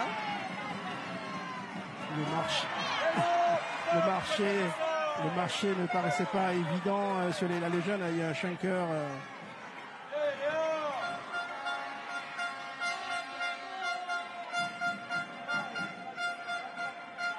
Allez, repartir, remettre du rythme. Plus ordonné. Aline en demi-centre. Pas mal comme idée. On cherche les meilleures solutions à côté. Katia les hauteurs. Encore un tir un peu forcé. Et oui, effectivement. Si elles veulent y arriver, recoller au score, il va falloir jouer beaucoup plus collectif. Amel qui va prendre Mélissa en strict ou en dissuasion. Attention, non, c'est la jeune Simula Phileas qui était allée au tir, mais dans un angle très très fermé, c'était compliqué. 4 passes, après 4 passes seulement. Avec Thomas qui bute sur Mélissa Agathe. On a Anaëlle Brandon sur le terrain. Alors, à suivre, Anaëlle Brandon, la numéro 7, côté tamponné. On vous disait en ouverture, blessée la semaine dernière à un genou. Regardez l'emplâtre qu'elle porte.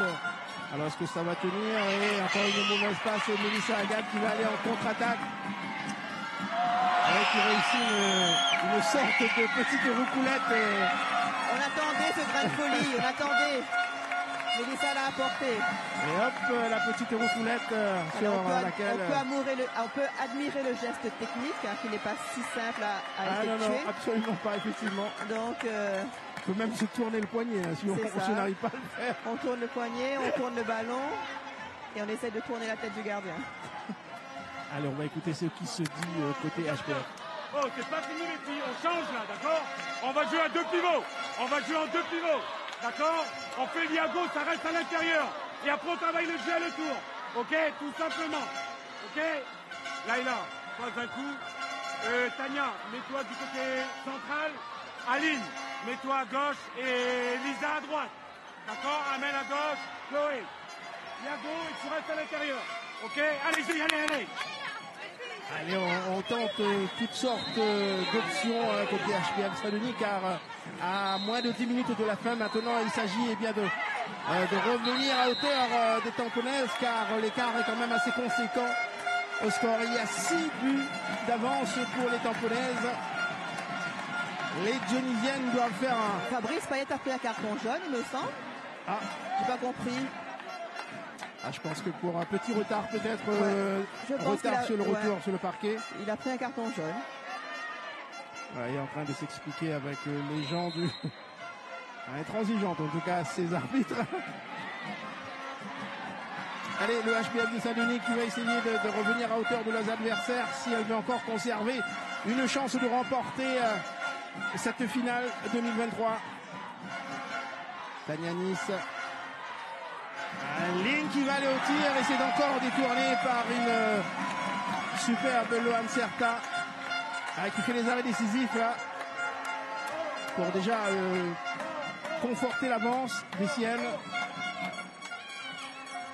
Côté tamponné maintenant. Oh là là, Brunella qui a frappé le ballon, est allé dans le visage de Tania Nice.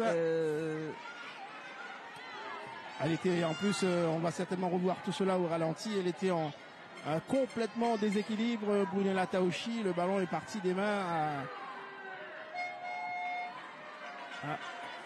Oh là là, ça doit faire très très mal. Voilà, elle perd l'équilibre, elle perd ses appuis et derrière Tania Nice, aussi solide soit-elle, eh bien, a quand même pris ce ballon en plein visage. Voilà, elle va rester sur le terrain quand même. C'est là qu'on voit un petit peu le manque de rigueur là concernant Brunella sur la prise de balle pour pouvoir enchaîner. En fait, quand elle a décidé quelque chose, elle y va. Alors il y a un monsieur de la sécurité des secours qui est monté quand même sur le terrain pour voir si ça allait bien. Sur le terrain, Tania, ou ce que je pensais elle reste, hein, visiblement. Et visiblement, l'arbitre est en train de la... il faut qu'elle conseiller de sortir. Oui, je crois, quand on prend un choc au visage, on reste pas, on change. Ouais, c'est une sorte de protocole commotion, comme on en a dans le rugby et ailleurs dans d'autres sports. La discussion maintenant, Fabrice Payette et l'une des arbitres. Il faut que l'entraîneur donne l'autorisation ou le staff médical donne l'autorisation à la reprise de jeu. Donc ce que Fabrice a fait là. Donc, merci pour la précision, Cathy. Donc alors normalement maintenant les règles changent à la rentrée. Alors dès qu'on a un ballon au visage, notamment de la gardienne de but, c'est que ce soit volontaire ou pas, la tireuse, elle a 2 minutes au moins. La contre-attaque du HBF et ça va au but, ça va au bout pardon, avec la jeune Chloé Thomas. Elle l'a mis cette fois-ci.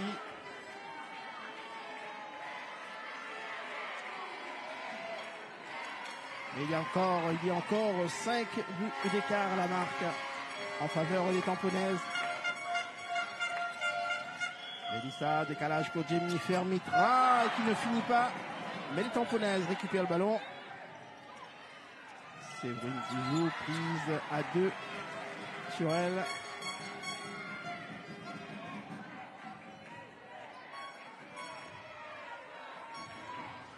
Voilà, Mélissa Agathe qui s'est un petit peu calmée là depuis la prise en strict. C'est quoi, je dois compter. Et un nouveau ballon pour l'autre Thomas Chloé cette fois-ci. Non, Thomas Hamel. Hamel, pardon. Thomas Hamel qui veut toujours pas sauter en fin de contre-attaque. Stéphanie Lambert qui doit regarder le match, doit s'arracher les cheveux, je pense. Voilà. Parce que c'est son problème, la finition en fin de contre-attaque à Hamel. Et à chaque fois, on n'arrête pas de le lui répéter.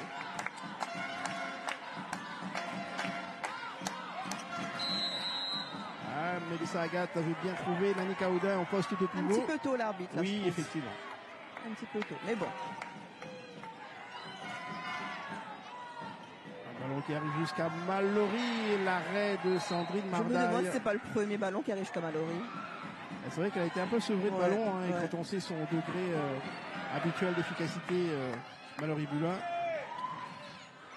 Nasselo encore un tir. Complètement raté. Complètement. Le tir complètement raté d'Anne-Gaëlle. Alors, Anne-Gaëlle Randré Nasselo et Sandrine Mardaille, la gardienne de Saint-Denis, qui ont cette particularité de jouer à La Réunion et qui feront partie donc de l'équipe nationale malgache à l'occasion des Jeux des îles de l'océan Indien. En tout cas, elles sont dans le groupe? Non. Alors, il y a un problème sur leur dossier, on va dire, puisque comme elles ont participé à la Coupe de la Cannes, c'est bien rattrapé Amel là-dessus. Elles ont participé à la Coupe de la Cannes, se pose la question de leur participation à la sélection de La Réunion pour les Jeux des îles. Mais par contre, ce qui est sûr, c'est qu'elles ne peuvent pas être dans le groupe malgache, puisqu'il faut être licencié soit à Madagascar ou avoir eu une licence à un moment à Madagascar. Voilà. Selon un article de la charte de jeu, effectivement. Donc c'est une incertitude pour les deux. Parce qu'ils avaient fait une partie de la préparation de l'équipe nationale, ils avaient fait des stages. Elles ont fait des stages en septembre dernier lors de la Cannes, la Coupe des Nations, Coupe d'Afrique des Nations. Coupe d'Afrique des Nations en septembre. Elles ont participé à la Coupe d'Afrique des Nations en septembre. Et ensuite, je les ai récupérées dans la section de La Réunion pour des tests, on va dire, mais pour l'instant, on n'a aucune certitude sur leur dossier. Voilà. Lisa Labi en 1 contre 1 face à deux Tamponaises qui parvient à marquer et à ramener le HBF Saint-Denis à 4 longueurs des Tamponaises, à 3 longueurs, pardon, des Tamponaises désormais. Elles se remettent dans le bon sens du jeu. Si on a le maîtrise du jeu, on n'a pas besoin de courir comme elles sont obligées de faire. D'accord, on va construire en attaque. Prenez la balle en course. On joue sur la première, deuxième, troisième temps s'il le faut. Et c'est éviter de jouer sur le premier temps de jeu. C'est pas une, deux passes de tir, deux passes, on va au tir. D'accord? Et ensuite, des replis défensifs, on s'organise tout de suite. On se remet en place et après on continue à travailler. Le travail qu'on a fait. Il reste 6 minutes et sur les 6 minutes, je veux qu'on prenne le minimum de buts possible. Par contre, il faut convertir de l'autre côté. Défense et on essaie de monter la balle dès qu'on peut. Ok? On perd pas de balle. Et on construit en attaque. On prend pas des tirs faciles. Armand Gomis qui a senti que son groupe était gagné par une certaine fébrilité dans les dernières minutes écoulées et qui veut que son équipe soit on va dire irréprochable dans ces 6 dernières minutes. Surtout, on prend un minimum de buts pour préserver l'avance, pour espérer décrocher cette année encore la victoire dans cette finale du championnat de la Réunion. On se rappelle que lors de la finale 2022, la Tamponaise s'était imposée 31-24 grâce à un finish exceptionnel. Il n'y avait pas Mélissa Agathe et cette fois-ci, elle est là. Mélissa Agathe qui inscrit son 8e but personnel. Ça a l'air facile pour Mélissa. Et là, elle a effectivement en seconde mi-temps, elle a déclenché. Elle a posé. Elle a posé dans les buts. Elle a enfin délivré son bras dans cette seconde mi-temps. Mélissa Agathe. 8 buts pour l'instant au compteur, à son compteur personnel. Donc Fabrice teste 2 pivots en jeu placé avec 2 arrières. Hein. Là encore un tir. Il faut que les filles restent mobiles malgré tout, même s'il manque un poste, on va dire, de relais au centre du terrain, mais pouvoir entrer en relation avec l'un des 2 pivots et enchaîner.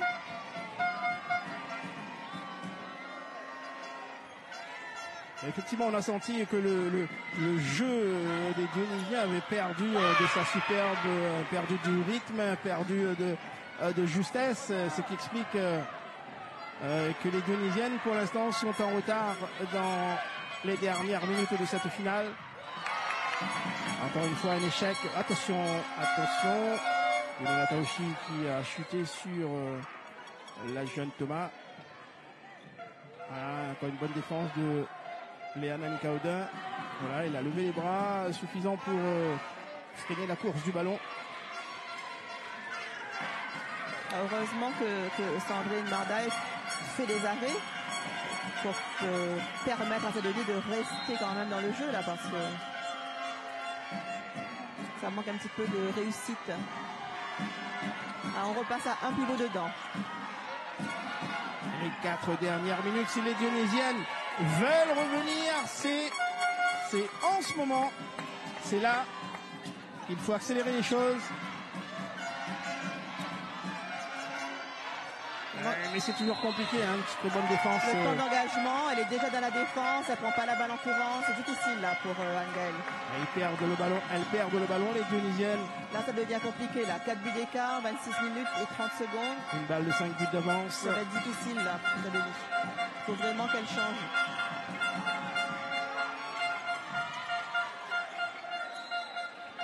Prise à 2 sur Mélissa Agathe.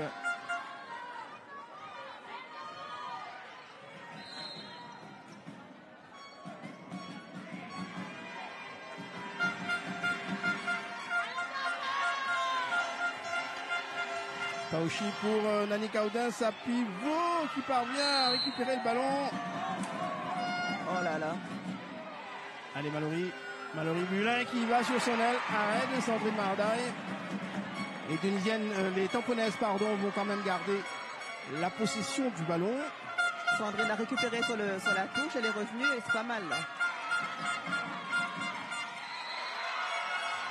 Bonne défense. Léa Herman.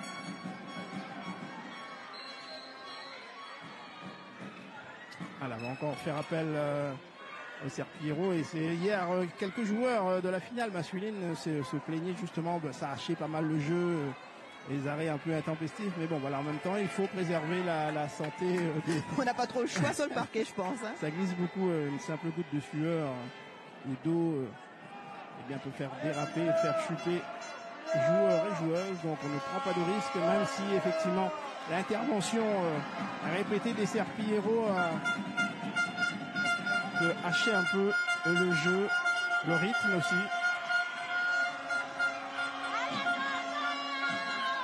Allez, les 3 dernières minutes de cette finale avec les Tamponaises. Mélissa Agathe, Jennifer Mitra, un petit peu moins à la fête dans cette seconde mi-temps. Ballon récupéré par Lisa Labi. Elle va jusqu'au bout. Un ballon entre les jambes de Lohan Serta.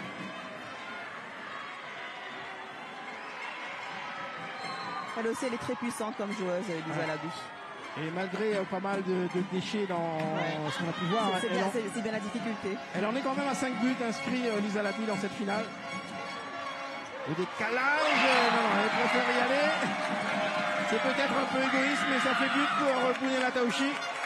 Encore une fois, il y avait le décalage aussi possible pour Mallory Boulin. Tania, c'était mal. Boum.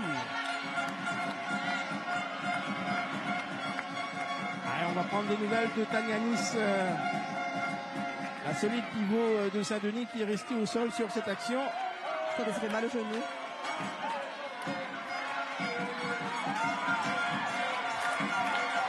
Et les supporters tamponnés à nos côtés, eh bien, se sont levés comme un seul homme pour acclamer leur joueuse. Ah, ils sentent que ça s'annonce, ça sent très bon en tout cas pour les Tamponaises qui mènent de 4 buts à moins de 2 minutes de la fin maintenant.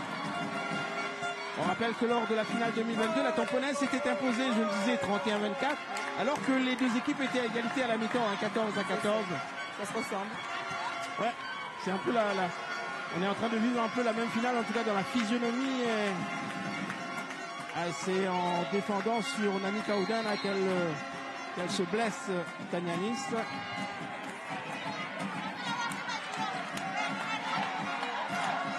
Les derniers instants de cette finale, alors que les supporters tamponnés célèbrent déjà la victoire. Et un nouveau titre de championne de la Réunion, Lisa Labi qui passe mais qui rate complètement son tir.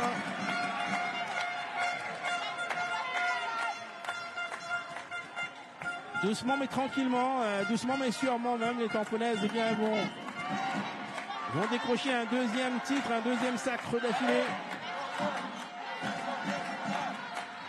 Leur entame de finale n'était pas terrible, mais elles sont parvenues à se remettre dans le bain, à remettre de l'ordre dans leur jeu et à partir à l'assaut, à l'attaque des buts. Et là, c'est un jet de 7 mètres concédé par Mélissa Agathe. La Mélissa Agathe aura l'occasion à ce moment-là de se confronter pour une première fois sur les finalités en métropole, puisqu'elle a jamais fait ça. Et elle aura l'occasion de peut-être rencontrer la nouvelle équipe championne de Guyane, Matoury, qui a battu le Geldar en match d'appui. Et ce qui est une première fois pour le club Matoury, et c'est aussi une première fois pour le Geldar depuis quelques années déjà. Anaël Brandon qui marque dans cette finale malgré sa blessure. Voilà, Sandrine Mardaille n'y peut absolument rien. Ça chante, ça saute, ça danse autour de nous. Et si Cathy Lafosse parle bien sûr du handball guyanais, c'est tout simplement parce qu'elle y était. Vous avez aussi œuvré au service du Geldar de Kourou en Guyane. Voilà.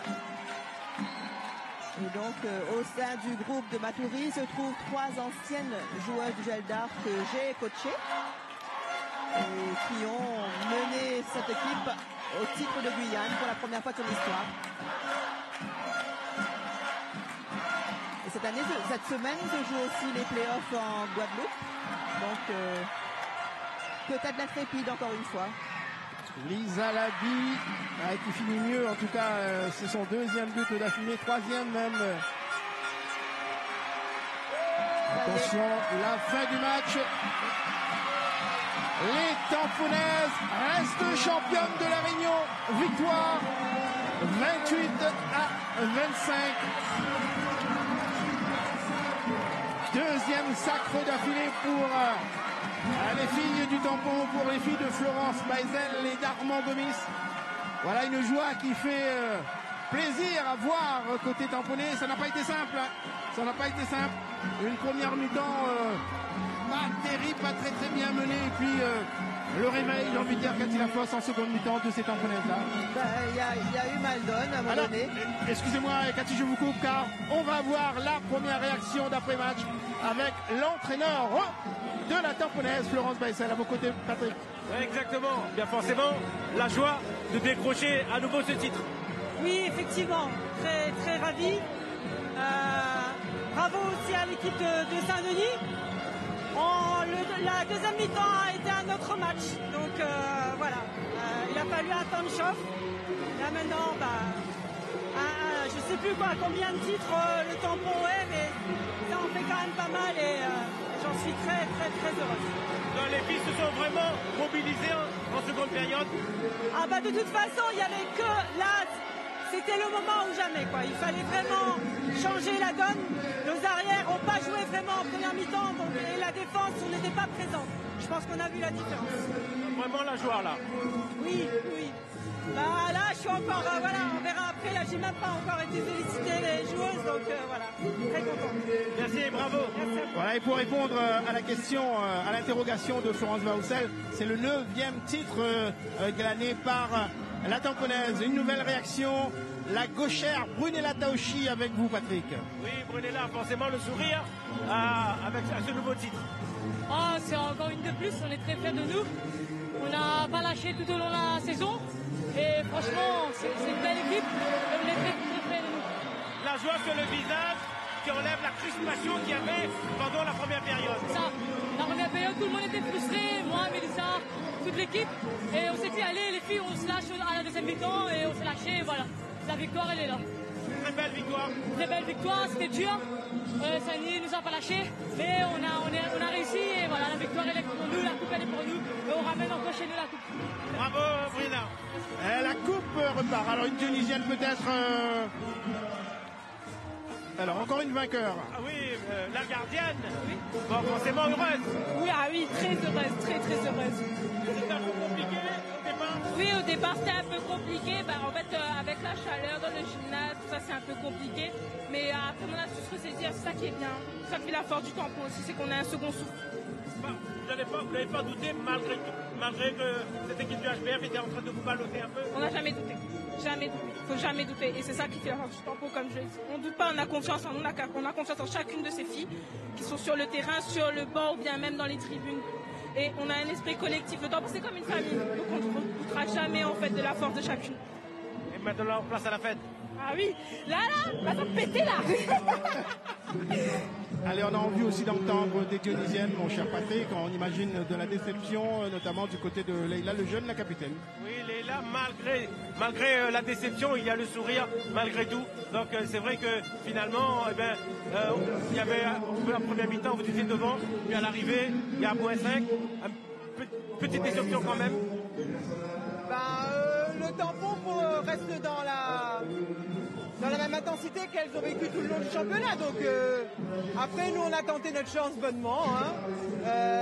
Il nous manque un peu de réussite au tir.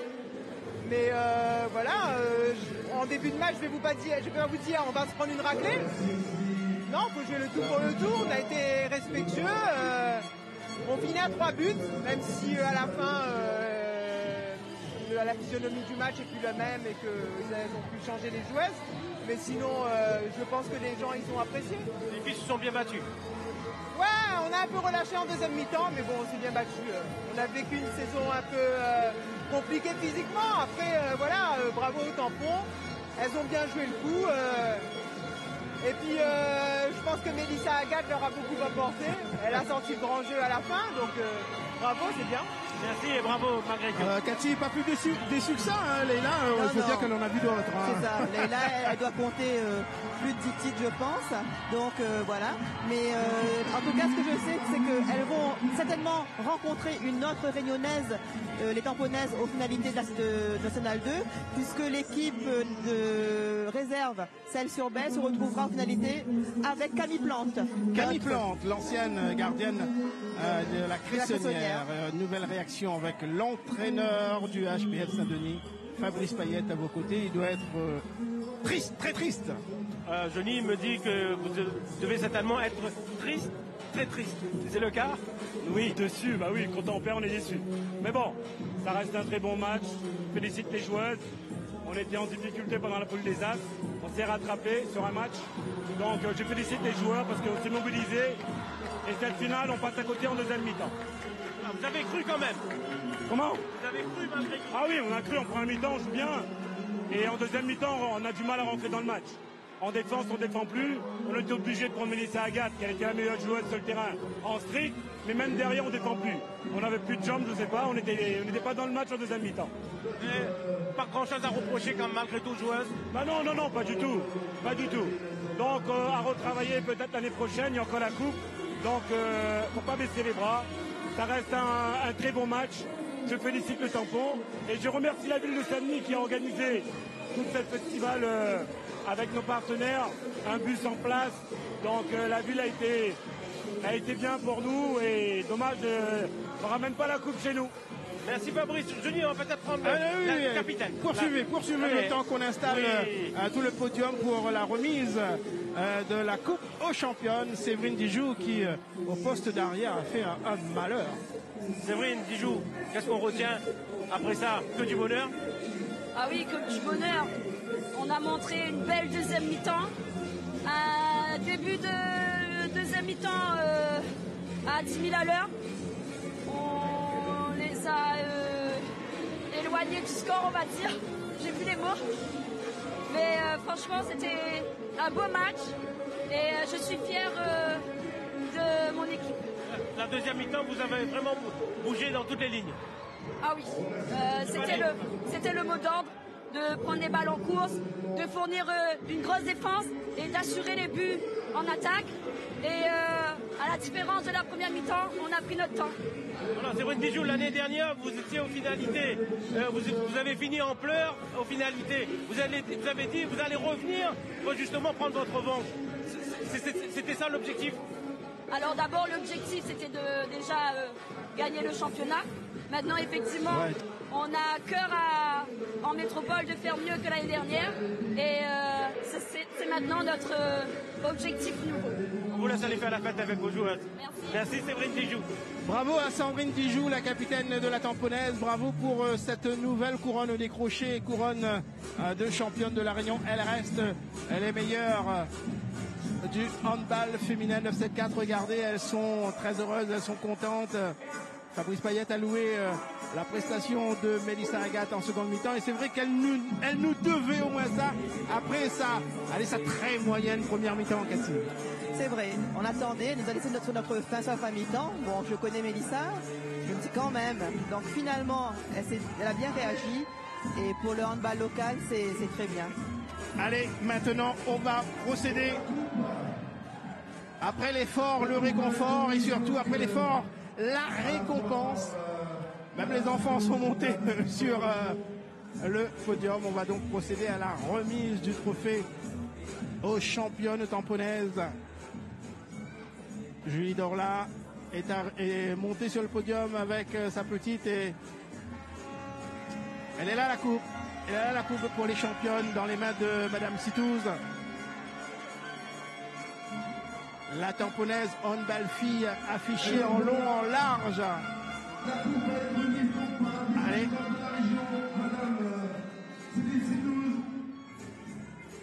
Voilà, et c'est Céline Sitouze, donc la conseillère régionale qui va, comme hier, remettre la coupe. Et cette fois-ci,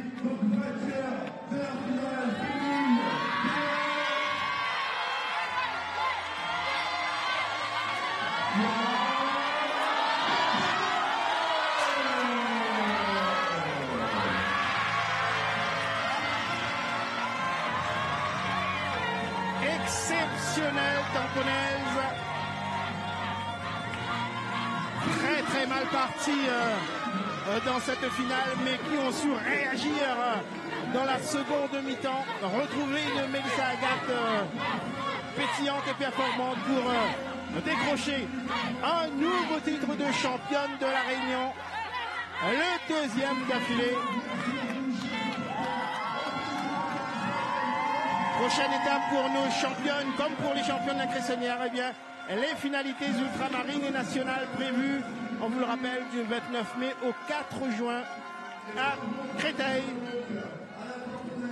C'est ainsi que se termine, ma chère Cathy, eh bien, ce grand week-end de fête du handball, hein, avec la Cressonnière vainqueur chez les garçons, les filles de la tamponnaise, comme l'année dernière, que de confirmation sur le plan handball dans cette carte. Ce sont ça confirme ce qu'on a pensé en début de saison. Donc voilà, les deux équipes ont confirmé et j'espère qu'elles porteront au plus haut le maillot de la Réunion, puisque là, ces deux équipes vont représenter la Réunion aux finalités ultramarines et nationales. Et c'est sur cette belle image de liesse que nous allons rendre l'antenne. Merci ma chère Cathy encore pour vos éclairages techniques. Et puis merci, vraiment un grand merci, un grand bravo à toutes les équipes techniques de Réunion la Première qui se sont mobilisées tout au long de ce week-end pour vous faire vivre ce formidable spectacle des finales de handball. Merci, bonne soirée à tous et vive le sport sur la Première. Et le handball féminin. Et le handball féminin.